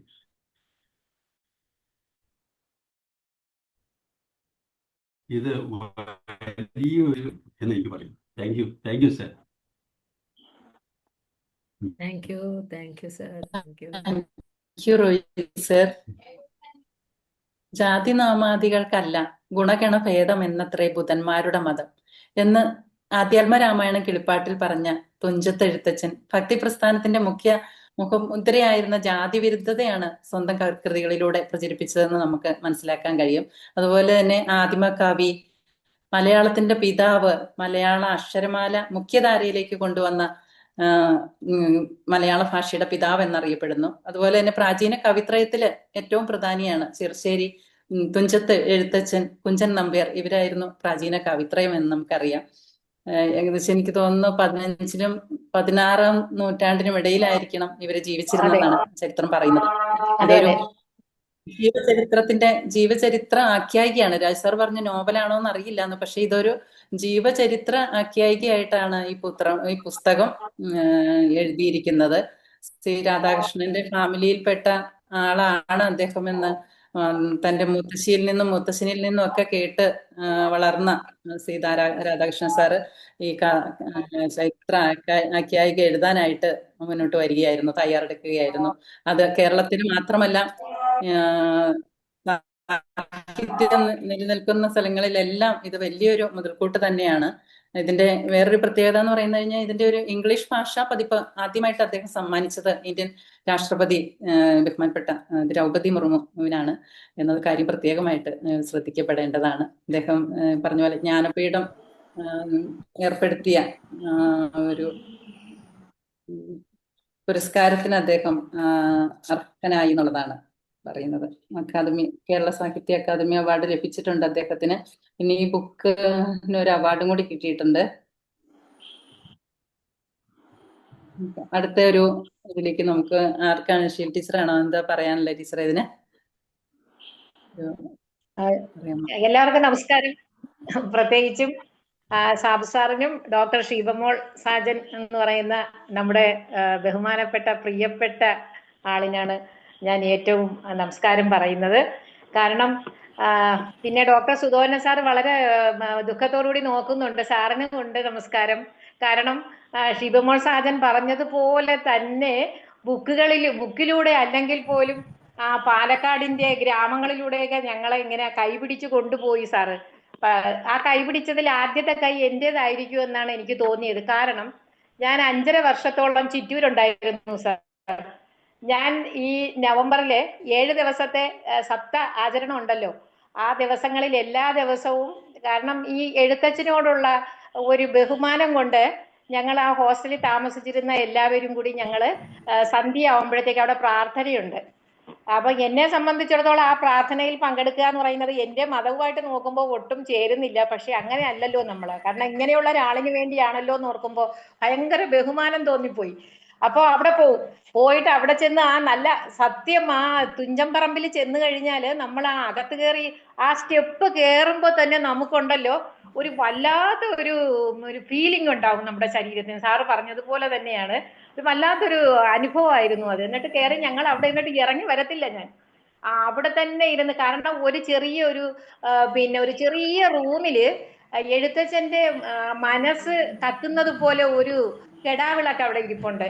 അപ്പൊ അതിങ്ങനെ കാണുമ്പോഴത്തേക്ക് എഴുത്തച്ഛനാണ് അതെന്നുള്ള, അപ്പോഴും ഇത്രയും ഭയങ്കരമായ മാർഗങ്ങളിലൂടെ കടന്നു വന്നിട്ടാണ് അദ്ദേഹം ഇതൊക്കെ ചെയ്തതെന്ന് കേൾക്കുമ്പോൾ ഉണ്ടല്ലോ, അതും കൂടെ അറിഞ്ഞിരുന്നെങ്കിൽ ഒരുപക്ഷെ അവിടെ ഇരുന്ന് കരയേണ്ടിയും കൂടെ വന്നേനായിരുന്നു. അതിനും മാത്രം എനിക്കിതെല്ലാം കൂടെ കേട്ട് കഴിഞ്ഞപ്പോൾ ഭയങ്കര സങ്കടം തോന്നുന്നുണ്ട് മാഡം. അപ്പൊ ഇങ്ങനെ ഒരു വഴിയിലൂടെ നമ്മളെ കൊണ്ടുപോയതിന് ഭയങ്കര സന്തോഷം തോന്നുന്നു. അങ്ങനെ ആ സ്ഥലം, അതുപോലെ സാറ് പറഞ്ഞ പോലെ ആൽത്തറ, അതിന്റെ ഫ്രണ്ടിലായിട്ട് ആൽത്തറയുണ്ട്, ഗ്രാമത്തിന്റെ ഏറ്റവും ഫ്രണ്ടിൽ. അവിടെയാണ് ഈ ഡ്രൈവിംഗ് പഠിക്കാനായിട്ട് ഞങ്ങളെല്ലാം ടെസ്റ്റിനായിട്ട് പിന്നെ പഠിക്കാനായിട്ട് അവിടെയാണ് ഞങ്ങളെ കൊണ്ടുപോയിരുന്നത്. അപ്പം അങ്ങനെയും ആ ആൽത്തറയിൽ ഇരിക്കുമായിരുന്നു കുറേ നേരം. അപ്പൊ അങ്ങനെയുള്ള അനുഭവങ്ങളെല്ലാം പിന്നെ സുധോധനൻ സാർ കൊണ്ടുവന്നു. അതിനോടൊപ്പം തന്നെ ഈ തീക്കനൽ കടഞ്ഞെടുത്ത് തിരുമധുരം നമുക്ക് തന്ന പിന്നെ സി രാധാകൃഷ്ണൻ സാറിന് എന്ത് പറഞ്ഞാലും എത്ര പറഞ്ഞാലും പിന്നെ മതിയാകില്ല. അതോടൊപ്പം തന്നെ ഇത് ഇത്ര വിശകലനം ചെയ്ത് ജനകീയമാക്കിയ ശിവമോൾ സാജൻ എന്ന് പറയുന്ന വ്യക്തിക്കും നമസ്കാരം. എല്ലാവർക്കും നമസ്കാരം, നന്ദി. ഉഷ മാഡം, ഒരു കറക്ഷൻ ഉണ്ട്. സി രാധാകൃഷ്ണൻ സാറിന് ജ്ഞാനപീഠം ലഭിച്ചിട്ടില്ല കേട്ടോ, MTK ലഭിച്ചിട്ടുള്ളത്. സി രാധാകൃഷ്ണൻ സാറിന് ജ്ഞാനപീഠം കിട്ടിയിട്ടില്ല. ദേവി പുരസ്കാരാണ് സാറേ. ഒരു ഡൗട്ട് കൂടെ ചോദിച്ചോട്ടെ സാറേ, ഈ കുറ്റിപ്പുഴ കൃഷ്ണപിള്ള എന്നറിയപ്പെടുന്ന ആരാ സാറേ? ഒരു വിമർശകനായിരുന്നു, ആലുവ കോളേജിലെ. അതൊരു സി രാധാകൃഷ്ണൻ അല്ലേ? അല്ലല്ല, കുറ്റിപ്പുഴ രാമകൃഷ്ണൻ നമ്മുടെ ആലുവ കോളേജിലെ ഒരു പ്രൊഫസറായിരുന്നു. പുള്ളി വലിയൊരു വിമർശകനായിരുന്നു. നമ്മുടെ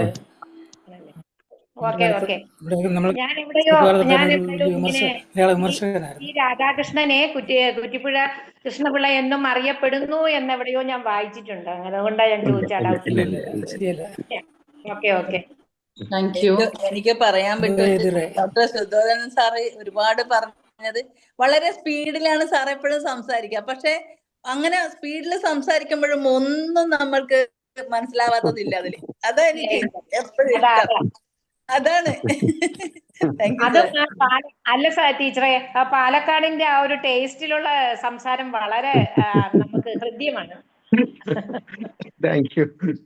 വായിച്ച് പറയുന്നതിനേക്കാൾ ഉപരി അത് അനുഭവത്തിൽ നിന്ന്, ഓർമ്മയിൽ നിന്ന് ഇങ്ങനെ പറഞ്ഞുകൊണ്ടിരിക്കുമ്പോ അത് കേൾക്കുമ്പോ അറിയാതെ അകത്ത് പോകും. എക്സ്പീരിയൻഷ്യൽ ലേണിംഗിന്റെ ഒരു ശരിക്കുള്ള എക്സാമ്പിളാണ്. സത്യം. ആ ഗ്രാമമൊക്കെ സാറ് പറയുമ്പോഴത്തേക്ക് ശരിക്കും ആ ഗ്രാമം എങ്ങനെ അത് ഉടലെടുത്തു എന്ന് മാം പറഞ്ഞു. കാരണം ബ്രാഹ്മണരെ പൊതിഞ്ഞു നിർത്തിയിട്ടാണ് അദ്ദേഹം ആ ഗ്രന്ഥങ്ങളെ സംരക്ഷിക്കാൻ ശ്രമിച്ചത്. അതിന്റെ ആ അടയാളം ഒക്കെ കാണാം. ഗ്രാമം വലിയ ഗ്രാമമാ.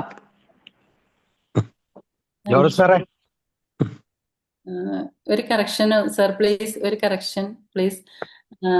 2013 ഭാരതീയ ജ്ഞാനപീഠ പുരസ്കാര സമിതി നൽകുന്ന മൂർത്തി ദേവി പുരസ്കാരത്തിന് ഈ ബുക്ക് അർഹത നേടി. അത് ശരിയാണ്. അതാണ് ഞാൻ പറയാൻ ഉദ്ദേശിച്ചത്. അതാണ് അതല്ല ഞാൻ ഉദ്ദേശിച്ചത്.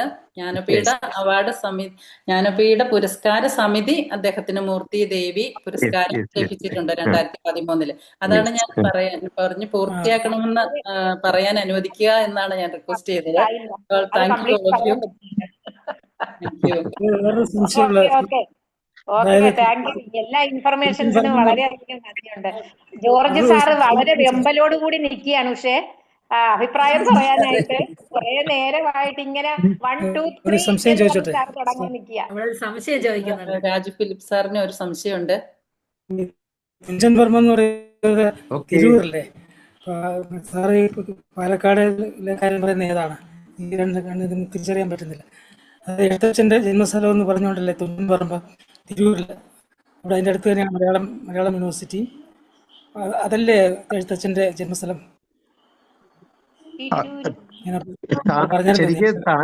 ശരിക്കും താനൂരാണ് ജന്മസ്ഥലം, പക്ഷേ സ്മാരകമായിട്ട് നിൽക്കുന്നതാണ് തുഞ്ചൻ പറമ്പ്. തിരൂരാണ്. താനൂര് അവശിഷ്ടങ്ങളൊന്നുമില്ല.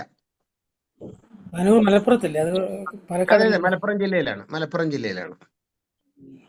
സാറ് പാലക്കാടിന്റെ കാര്യമൊക്കെ പറഞ്ഞു, സാറിന്റെ ചിറ്റൂറിന്റെ കാര്യമൊക്കെ പറഞ്ഞു. എന്താ അവിടെ വന്നാണ് സമാധാനമായിട്ട് ബുക്കുകൾ എഴുതാൻ തുടങ്ങിയതെന്ന് പറഞ്ഞല്ലോ മാഡം. ആണോ? ശരി. അത് ഞങ്ങൾക്ക് അവിടെ തുഞ്ചൻ പറമ്പിലൊക്കെ താമസിക്കുമ്പോൾ അദ്ദേഹം സൃഷ്ടിച്ചതൊക്കെ അവിടെ കത്തിച്ചു കളയുകയും കിണറ്റിലിടുകയും ഒക്കെ ചെയ്തിട്ട് അദ്ദേഹം ഈ ഉടുവസ്ത്രവും ഈ എഴുത്താണിയും മാത്രമായിട്ടാണ് കാളവണ്ടിയിലാണ് ചിറ്റൂരിന് വരുന്നത്. അത് മന്നാടിയാരാണ് വേണ്ട സൗകര്യങ്ങളൊക്കെ ചെയ്തു കൊടുക്കുന്നത്. അദ്ദേഹം അധ്യാപകനായിട്ട് തഞ്ചാവൂരിൽ നിന്ന് കാളവണ്ടിയിലാണ് ചിറ്റൂര് വന്നിട്ട് അവിടെ വന്നതിന് ശേഷമാണ് പിന്നെ ഈ പുനഃസൃഷ്ടികളൊക്കെ. അപ്പൊ അതുകൊണ്ടാണ് അത് കിളിപ്പാട്ടായിട്ട് അവതരിപ്പിക്കാനൊക്കെ കാരണം. കിളി പറയുന്ന പോലെയാണെന്നുണ്ടെങ്കിൽ താഴ്ന്ന ജാതി, എഴുത്തച്ഛൻ ജാതിയിൽപ്പെട്ട ആളിന് ഇത് സൃഷ്ടിക്കുന്നതിന് വേണ്ടിയിട്ടാണ് കിളിപ്പാട്ട് രൂപത്തില് ഈ ഒരു കിളി പറയുന്ന അതുപോലെ. അതാവുമ്പം ഇദ്ദേഹം അല്ലല്ലോ പറയുന്നത്, അങ്ങനെയാണ് അത് എഴുതി എന്നൊക്കെ ഉണ്ട്. അത് പോട്ടെ, എന്തായാലും അത് ഭാഷാ പണ്ഡിത. അതെ തത്ത പറയുന്ന പോലെയാണ്. വരികരികിൽ ഇരുന്ന് പറയൂ എന്നുള്ള രീതിയിലാണ് പറയുന്നത്. അദ്ദേഹത്തിന്റെ ഒരു പ്രയോഗമാണ്, ഒന്ന് കണ്ടറിയണം രണ്ടിന്റെ ബലം, ചത്തതിനൊക്കുമേ ജീവിച്ചിരിക്കലും. ഇതൊക്കെ ഇദ്ദേഹത്തിന്റെ വാക്കുകളാണ്.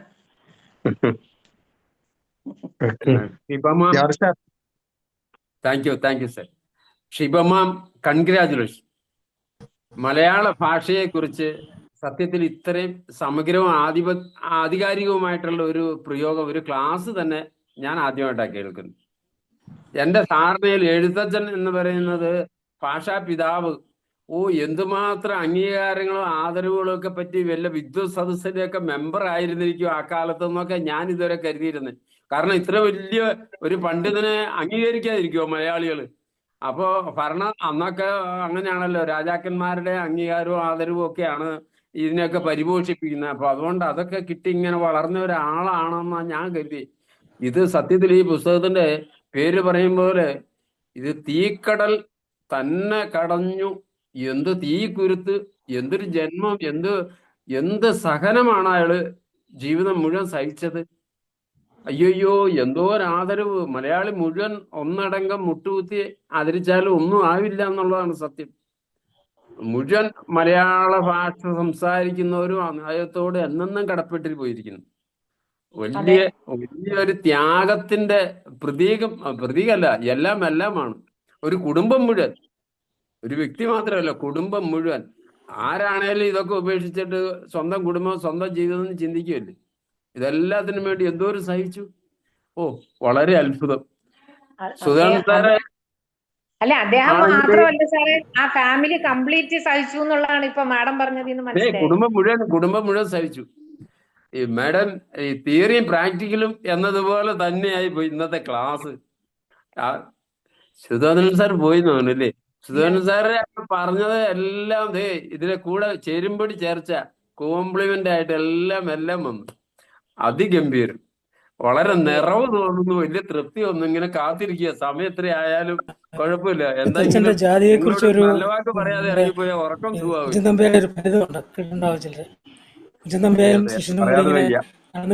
എല്ലാവർക്കും നന്ദി. Thank you so much. ഞാൻ പറയുന്നത് കേൾക്കുന്നുണ്ടോ? അദ്ദേഹത്തിന്റെ ജാതിയെ കുറിച്ചൊരു തമാശ. ശിഷ്യനും കൂടെ എല്ലാവർക്കും വോയിസ് ഇങ്ങനെ ബ്രേക്ക് ആവുന്നുണ്ട്. എനിക്ക് നമ്മുടെ എന്റെ ഇതിന്റെ മാത്രമാണ് കുഴപ്പം. അപ്പം അദ്ദേഹം ശിഷ്യനും കൂടി ഇങ്ങനെ ഏതാണ്ട് പരിപാടി കഴിഞ്ഞിട്ട് ഇങ്ങനെ തിരിച്ചു പോവുകയാണ്. അപ്പം എഴുത്തച്ഛൻ്റെ ഭവനത്തിൻ്റെ മുന്നിൽ കൂടെ പോകുന്നു. അപ്പോഴത്തേക്ക് ഈ ശിഷ്യനെ അങ്ങോട്ട് പറഞ്ഞയക്കുക. എഴുത്തച്ഛൻ അവിടെ ഇരുന്ന് എന്തോ ചെയ്യുകയാണ്. അപ്പം ശിഷ്യനെ അദ്ദേഹത്തിന് വീട്ടിലേക്ക് പറഞ്ഞയക്കുക. ഒരു കിലോ കടലപ്പിണ്ണാക്ക് ചോദിക്കാൻ പറയുന്നു. ഒരു കിലോ കടലപ്പിണ്ണാക്ക് വാങ്ങിച്ചുകൊണ്ട് വരാൻ പറയും. ഈ ശിഷ്യന് ഇതൊന്നും അറിയത്തില്ല. ശിഷ്യൻ നേരെ എന്നിട്ട് കടലപ്പിണ്ണാക്ക് ചോദിച്ചപ്പോഴത്തേക്ക് അയാൾ എഴുത്തച്ഛൻ ഇളയെ ആട്ടി എന്ന് പറയുന്നത്. കാരണം അപ്പം കുഞ്ഞുമ്പേര് പറഞ്ഞു തിരിച്ച് പോരുന്നുള്ളൂ, ആട്ടി തുടങ്ങിയിട്ടേ ഉള്ളൂ എന്ന്. അപ്പം ഇത് എനിക്ക് തോന്നുന്നു അദ്ദേഹത്തിന് ഇവിടെ പറയുണ്ടായല്ലോ, നമ്മൾ ഈ ഇതാട്ടുന്ന തന്നെ ആട്ടുമ്പോൾ ഒരു പറ ആട്ടുമ്പോഴത്തേക്ക് ഒരു നാഴി അരി, അത് അദ്ദേഹത്തെ കുറിച്ചാണ് പറയുന്നത്. അതെ, അദ്ദേഹത്തിന് കൊടുത്ത ശിക്ഷയാ സാറേ എഴുതാതിരിക്കുക. അദ്ദേഹത്തിന്റെ ജാതിയെ കുറിച്ച് പറയുന്നതല്ല.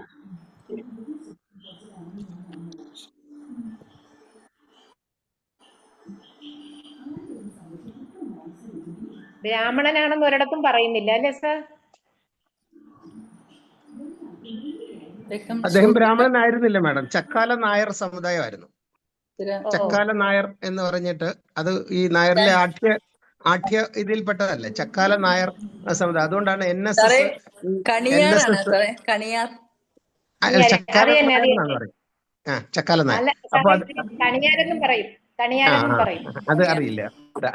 അതുകൊണ്ടാണ് ഈ NSS, നായർ സർവീസ് സൊസൈറ്റി, തുഞ്ചന്റെ ജന്മദിനം അതേപോലെയൊക്കെയുള്ള ആഘോഷം നടത്തുമ്പോഴാണ് എഴുത്തച്ഛൻ സമുദായം ഇദ്ദേഹം ഞങ്ങളുടെയാണ്, NSSന്റെ അല്ല എന്ന് പറഞ്ഞിട്ട് ഈ കരയോഗക്കാരും എഴുത്തച്ഛൻ സമുദായം കൂടെ തമ്മിൽ ഭയങ്കര ദ്വന്ദ്വയുദ്ധമാണ്. അപ്പൊ അതിൽ ഈ ബ്രാഹ്മണർ അന്നത്തെ കാലത്ത് പരിഹസിച്ച് ചോദിച്ചിട്ടുണ്ട്, തുഞ്ചന്റെ ചക്കിൽ എന്തെല്ലാം ആടും എന്നൊരു ചോദ്യമൊക്കെ ഉണ്ട് പണ്ടത്തെ. അത് ഒക്കെ പലർക്കും കേട്ടിട്ടില്ലേ? അത് മാഡം, ഷീല മാഡം ഒക്കെ കേട്ടിട്ടുണ്ടാവും. തുഞ്ചന്റെ ചക്കിൽ എന്തെല്ലാം ആടും.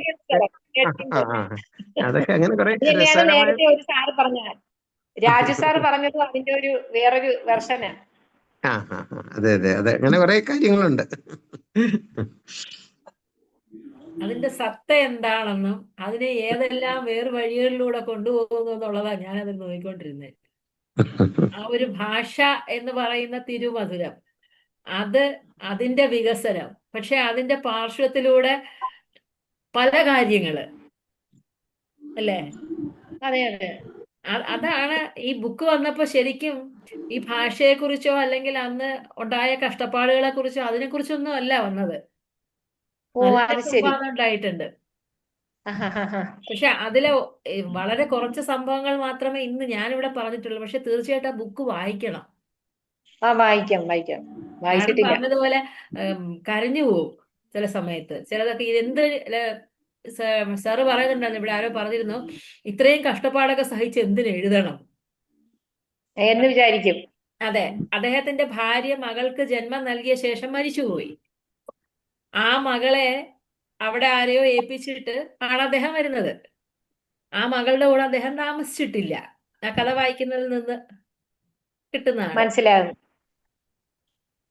അതേപോലെ ദാരിദ്ര്യത്തിൽ നിന്ന് രക്ഷപ്പെടാനാണ് ഈ ചെത്തുകാരൻ കൊടുക്കുന്ന ബാക്കിയുള്ള മധുരക്കള്ള്, ക്ഷേത്രത്തിലെ നിവേദ്യത്തിന്റെ ബാലൻസ്, വെള്ളപ്പൊക്കത്തിൽ പൊന്തി വന്ന മീന്, വിശപ്പ് എല്ലാം മാറ്റണമല്ലോ. അതെ, ആഹാരത്തിന് ജാതിയില്ലല്ലോ. അതെ, എല്ലാ നല്ല വാക്കുകൾക്കും നന്ദി. പണ്ട് ഈ ജാതിൻ്റെത് നമ്മള് പഠിച്ച പുസ്തകത്തിൽ തന്നെ ജാതിനെ പറ്റി പറയുമ്പം എനിക്ക് ഓർമ്മ വരുന്നത് ഉണ്ണൂലി വാര്യർ എന്നുള്ള ഇതില് നാരായണ അസ്തമിക്കാറായില്ലേ, അപ്പു വന്നില്ലെന്ന് ചോദിക്കുമ്പം ഒരു കുട്ടീന്റെ ഇങ്ങനെ തോളത്ത് കൈയിട്ട് വരുന്ന, അവൻ എടാ കുളിച്ചിട്ട് വാ, നീ ആരുടെ തോളത്താ കൈയിട്ട് വരുന്ന? അപ്പൊ പേങ്ങൻ താണജാതിയിൽപ്പെട്ടതാണ്. ആ ഒരു കഥയെല്ലാം എന്റെ മനസ്സിൽ ഇങ്ങനെ ഓടി വരുന്നു. ജാതീയത അന്നേരം ഭയങ്കരമായിട്ട് ഉണ്ടായിരുന്നു പുസ്തകത്തിൽ പഠിക്കാനും അല്ല. 2ാം ക്ലാസ്സിലെ മലയാള പാഠാവലി ഇപ്പോഴും ഓർമ്മിക്കുന്നില്ലേ പേങ്ങൻ എന്നുള്ള പേരും ഉണ്ണൂരി വാര്യർ സാർ ഉമ്മറത്ത്, അതൊക്കെ ഇപ്പോഴും പറയുന്ന കേട്ടോ, അത്ഭുതം.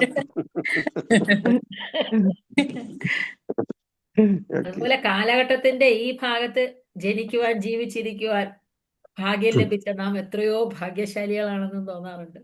അതെ. തീർച്ചയായും. ഉം. പക്ഷേ ഗംഭീരായി. എന്നാലും ഇത്രയും ബുദ്ധിമുട്ടുകള് മാഡം, ഒരു കാര്യമുണ്ട്, അദ്ദേഹം ഇത്രയും ബുദ്ധിമുട്ടുകളും യാതനകളും സഹിച്ചതിന്റെ ഫലമായിട്ട് ഇന്നും എന്നും എക്കാലവും മലയാളത്തിൽ yes, yes. നിലനിൽക്കും എന്നുള്ളതാ. അതെ അതെ അതെ. മലയാള ഭാഷ ഉള്ളിടത്തോളം കാലം. അതെ, മലയാളി ഇല്ലാത്ത ഒരു രാജ്യമില്ല സാറേ, ഒരു അല്ല, ദ്വീപുകളോ മലയാളി ഒന്നുമില്ല. ഉണ്ടായിട്ട് കാര്യമില്ല, മലയാളം ഭാഷ പറയണം. അതുകൊണ്ട് തന്നെ മലയാള ഭാഷയ്ക്ക് മരണമില്ല. യെസ് യെസ് യെസ്, സാറേ, മരിക്കാതിരിക്കട്ടെ. ഇപ്പോഴ് എൻ്റെ മകള് അബുദാബിയിൽ പഠിക്കുന്ന സമയത്ത് അവിടെ സെക്കൻഡ് ലാംഗ്വേജ് ആയിട്ട് അവര് മലയാളം പഠിപ്പിക്കുന്നുണ്ടായിരുന്നു. Option yes. എടുക്കാം, ഫ്രഞ്ച് പോലെ തന്നെ ഇന്ത്യൻ. യൂറോപ്യൻ രാജ്യങ്ങളിലെ യൂണിവേഴ്സിറ്റികളിലും ഒക്കെ അമേരിക്കൻ യൂണിവേഴ്സിറ്റികളിലും ഒക്കെ മലയാളം ചെയറുണ്ട് മാഡം. അവിടെ ഈ മലയാളത്തിന് വലിയ, അതുപോലെ നമ്മുടെ മദ്രാസ് യൂണിവേഴ്സിറ്റിയിലും ഒക്കെ മലയാളം ഡിപ്പാർട്ട്മെന്റും ഒക്കെ അത് ഗംഭീരമായിട്ടുള്ള സംവിധാനമായിട്ട് അവരവിടെ കാര്യം എന്തൊക്കെ പറഞ്ഞാലും ഭാഷയെ ആദരിക്കുന്നത് തമിഴരെ കഴിഞ്ഞിട്ടേ ഉള്ളൂ മറ്റാരും. അപ്പോൾ അവിടെ ഈ മദ്രാസ് യൂണിവേഴ്സിറ്റിയിലെ മലയാളം ചെയറൊക്കെ അതിഗംഭീരമായിട്ടുള്ള ഒരുപാട് ഈ കുമാരനാശാന്റെയും മറ്റവരുടെയൊക്കെ വലിയ വലിയ പ്രോഗ്രാംസ് അവർ നടത്താറുണ്ട്, വലിയ വിശിഷ്ടരായ ആളുകളെ വിളിച്ചു വരുത്തിയത്. അതേപോലെ വിദേശ സർവകലാശാലകളിലും ഒക്കെ സായിപ്പന്മാർ മലയാളം പഠിപ്പിക്കുന്നതിനെയൊക്കെ പറ്റിയിട്ട് ഞാൻ വായിച്ചിട്ടുണ്ട്. അപ്പൊ അവര് വലിയ, ഇപ്പൊ തന്നെ നമുക്ക് ഒരു അമേരിക്കൻ മലയാളി ആൺകുട്ടി ഇപ്പൊ നമ്മുടെ സംഗീത ലോകം കീഴടക്കിക്കൊണ്ടിരിക്കുകയാണ്. അറിയാമല്ലോ, നവനീത്. നവനീതിന്റെ പാട്ട് കേട്ട് മലയാളികളുടെ സംഗീതജ്ഞരെല്ലാം അസൂയപ്പെട്ട് രോമാഞ്ച കഞ്ചുക അണിഞ്ഞിരിക്കുന്നതൊക്കെ നമ്മൾ കാണാറുണ്ട്. വന്നിട്ട് ഈ പൂവിതൾ വിടർത്തുന്നത് പോലെ ശാസ്ത്രീയ സംഗീതം അങ്ങനെ മനോഹരമായിട്ട് ഈ നമ്മുടെ സിനിമാ പാട്ടുകളിലേക്ക് സന്നിവേശിച്ചതിനെ പറ്റിയിട്ടൊക്കെ അത് ആ കുട്ടി ഇപ്പൊ ന്യൂയോർക്കിൽ പഠിച്ചുകൊണ്ടിരിക്കുകയാണ്. അപ്പൊ നേരത്തെ അമേരിക്കയിലേക്ക് കുടിയേറിയ അച്ഛന്റെ അമ്മയുടെയും കുട്ടി ഇപ്പൊ ന്യൂയോർക്കിൽ പഠിച്ചുകൊണ്ടിരിക്കുകയാണ്. പക്ഷെ ഓരോ ഈ പഴയ മലയാള സിനിമകളിലെ പാട്ടുകളാണ് അവൻ കൂടുതൽ പാടുന്നത്.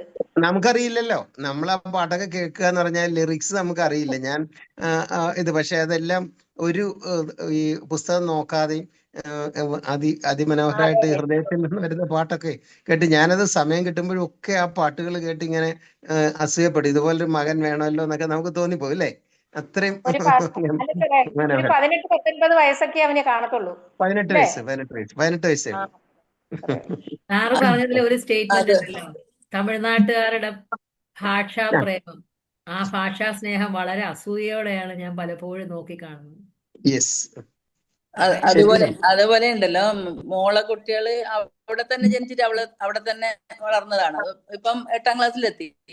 അപ്പൊ അവരെ വീട്ടില് ചെറുപ്പം മുതൽ നിർബന്ധമായിട്ട് മോളും ഭർത്താവും പറയും മലയാളം സംസാരിക്കണമെന്ന് കുട്ടികളോട്. അതുകൊണ്ട് നന്നായിട്ട് മലയാളം പറയും. പക്ഷെ 3 വയസ്സ് 4 വയസ്സുണ്ടാകുമ്പോ ഒരു ദിവസം ഞാൻ പറഞ്ഞു കാറിൽ കൊണ്ടുപോകണം, ഞാൻ സ്കൂളിലേക്ക് കൊണ്ടുപോകാന്ന് പറയുമ്പോ ഞാനിങ്ങനെ പോകുമ്പം അവരെ സ്കൂളിൽ എത്തിയിട്ടാകുമ്പോ ആപ്പിള് ചെറിയ മരത്തിൽ നിറയെ ആപ്പിൾ ഉണ്ട്, കുറേ വീണ് കിടക്കുന്നുണ്ട്. അപ്പൊ നമുക്കിത് കാണുമ്പോ ഞാൻ പറഞ്ഞു അയ്യോ ആപ്പിളെല്ലാം വീണ് കിടക്കുന്ന കാണുന്നില്ലേ എന്ന് പറയുമ്പോ, ഒന്ന് ഇരട്ടക്കുട്ടികളാണ്, ആദിദേവും ആദിനാഥും. അപ്പൊ ആദിനാഥിന് എന്നോടത് ഇങ്ങോട്ട് പറയണം, ആൻസർ പറയണം. അവൻ പറയാണ് അമ്മമ്മ ആ ആപ്പിളെല്ലാം നിലത്ത് വീണ് ചത്തുപോയി, അത് എടുക്കാൻ പാടില്ല.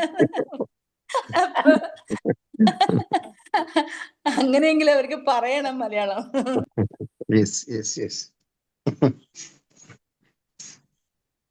ഓക്കെ, ഉഷ ഒന്ന് കൺക്ലൂഡ് ശിവമ, എന്തായാലും പ്ലാറ്റ്ഫോമിൽ വ്യത്യസ്തമായിട്ടുള്ള രീതിയിലുള്ള പ്രോഗ്രാംസ് വന്നു തുടങ്ങി.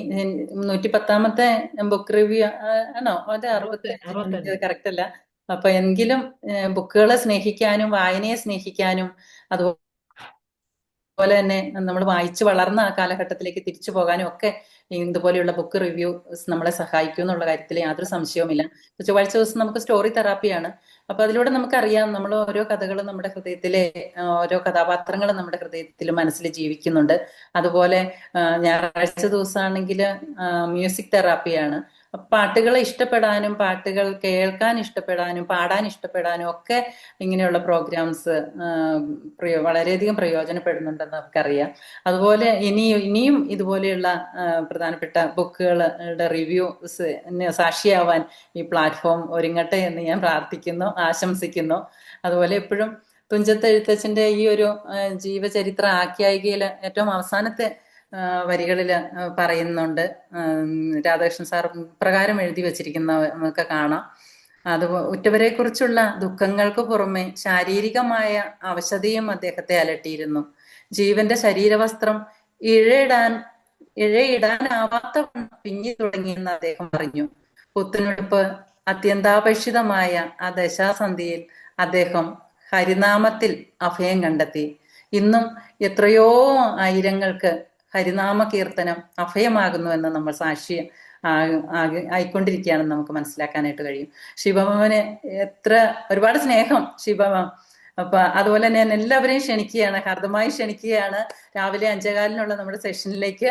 എസ് ആരംഭിക്കുന്ന അക്ഷരത്തിലുള്ള പേരുകൾ മാത്രമല്ല, അക്ഷരമാലയിലെ എല്ലാ പേരുകളിലും ആരംഭിക്കുന്ന പേരുകൾ അവിടെ പ്രത്യക്ഷമാവട്ടെ, പാർട്ടിസിപ്പൻസിന്റെ ലിസ്റ്റിൽ പ്രത്യക്ഷമാവട്ടെ എന്ന് ഞാൻ ആഗ്രഹിക്കുന്നു.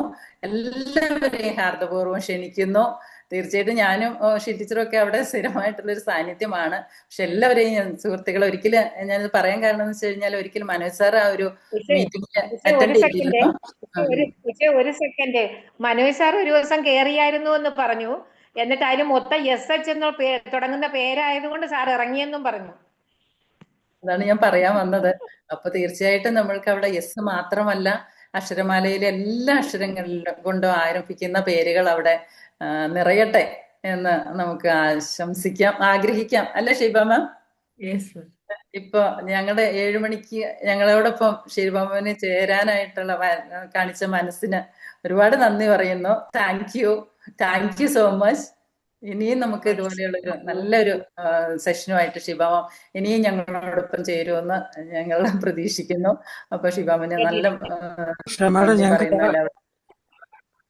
നമുക്ക് കയറാം സാറേ നാളെ മുതല്. വാ സാറേ. അപ്പൊ 7 മണി വരെ വേറൊരു പ്രോഗ്രാം യോഗയും മെഡിറ്റേഷനും. ഇത് 6:15 വരാൻ പറ്റാത്ത ഇവിടെ. ഇല്ല, 6:15 തീരും. അപ്പൊ 6:10 ആകുമ്പോഴേക്കും ഇത് കൺക്ലൂഡ് ചെയ്യാറുണ്ട്. 6:15 സ്റ്റാർട്ട് ചെയ്താൽ ഒരു 6:10 ആകുമ്പോഴേക്കും തീരാറുണ്ട് അല്ലേ മാം? എന്തെങ്കിലും സാറ് വരുമോ? നമുക്ക് ഒരു സെഷനിൽ ബി ദ മാസ്റ്റർ. നമുക്ക് എല്ലാവർക്കും മാസ്റ്റേഴ്സ് ആവണ്ടേ? ശിവമാമണി PhD എടുത്തിട്ടിരിക്കുന്ന നമുക്ക് മാസ്റ്റേഴ്സ് എങ്കിലും എടുക്കാൻ സാറേ വായോ. അപ്പൊ നിങ്ങൾക്ക് ഇങ്ങനെയുള്ള കാര്യങ്ങൾ കേൾക്കുന്ന പോലും വളരെ ഇൻട്രസ്റ്റിംഗ് ആണ്.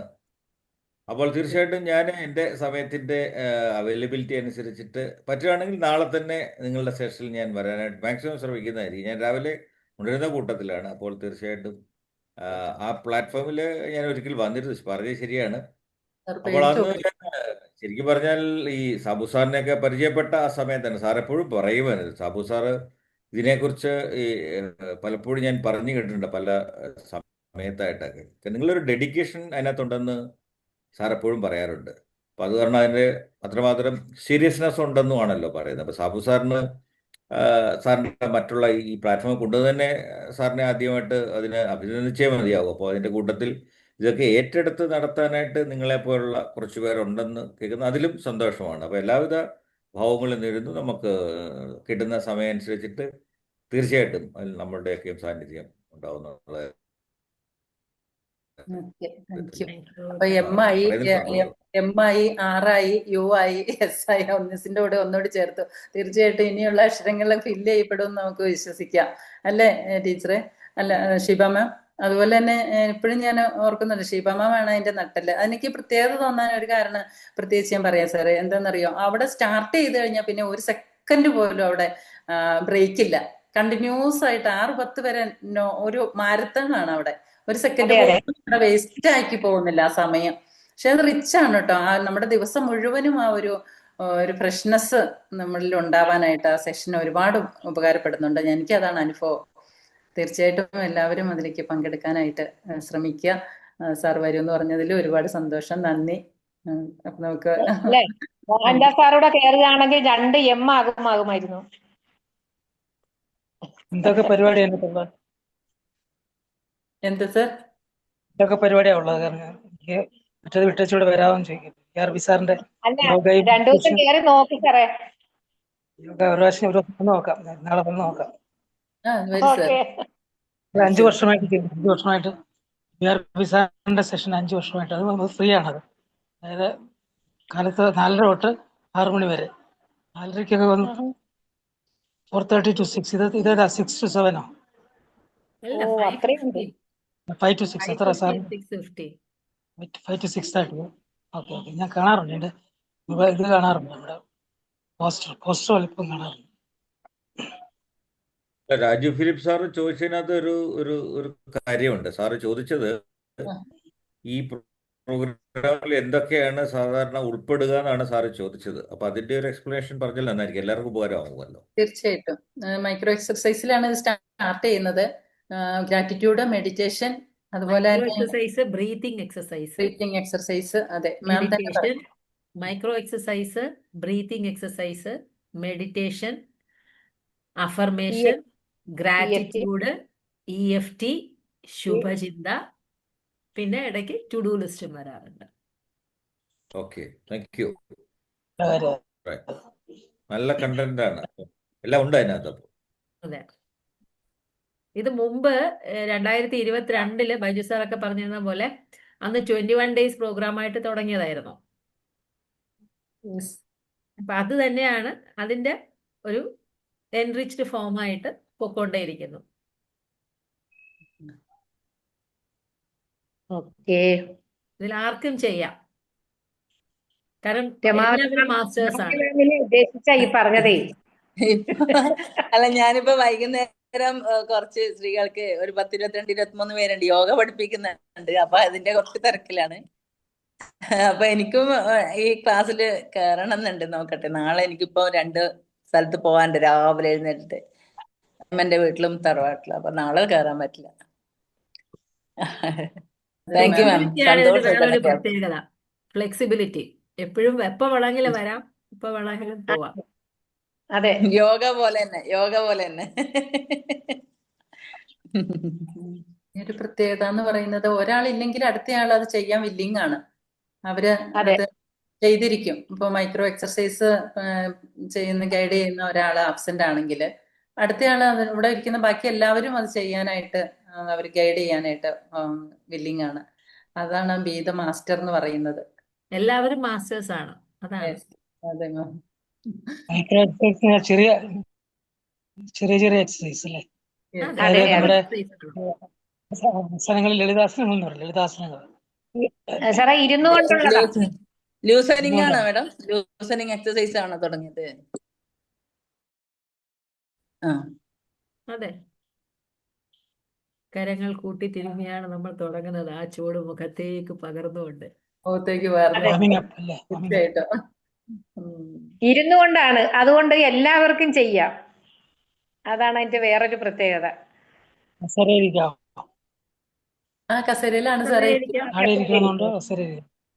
കസേരയിലിരിക്കാം, പായിലിരിക്കാം, അവരവർക്ക് കംഫർട്ടബിൾ ആയിട്ടുള്ള രീതിയിലാണ്.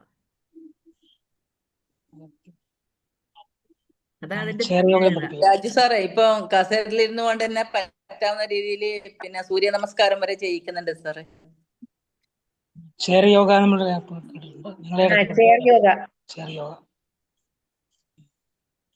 ശരി, okay.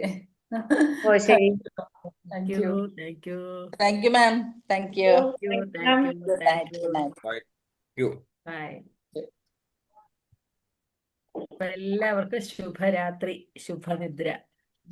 Thank you. Thank you. Night all of you. Thank you.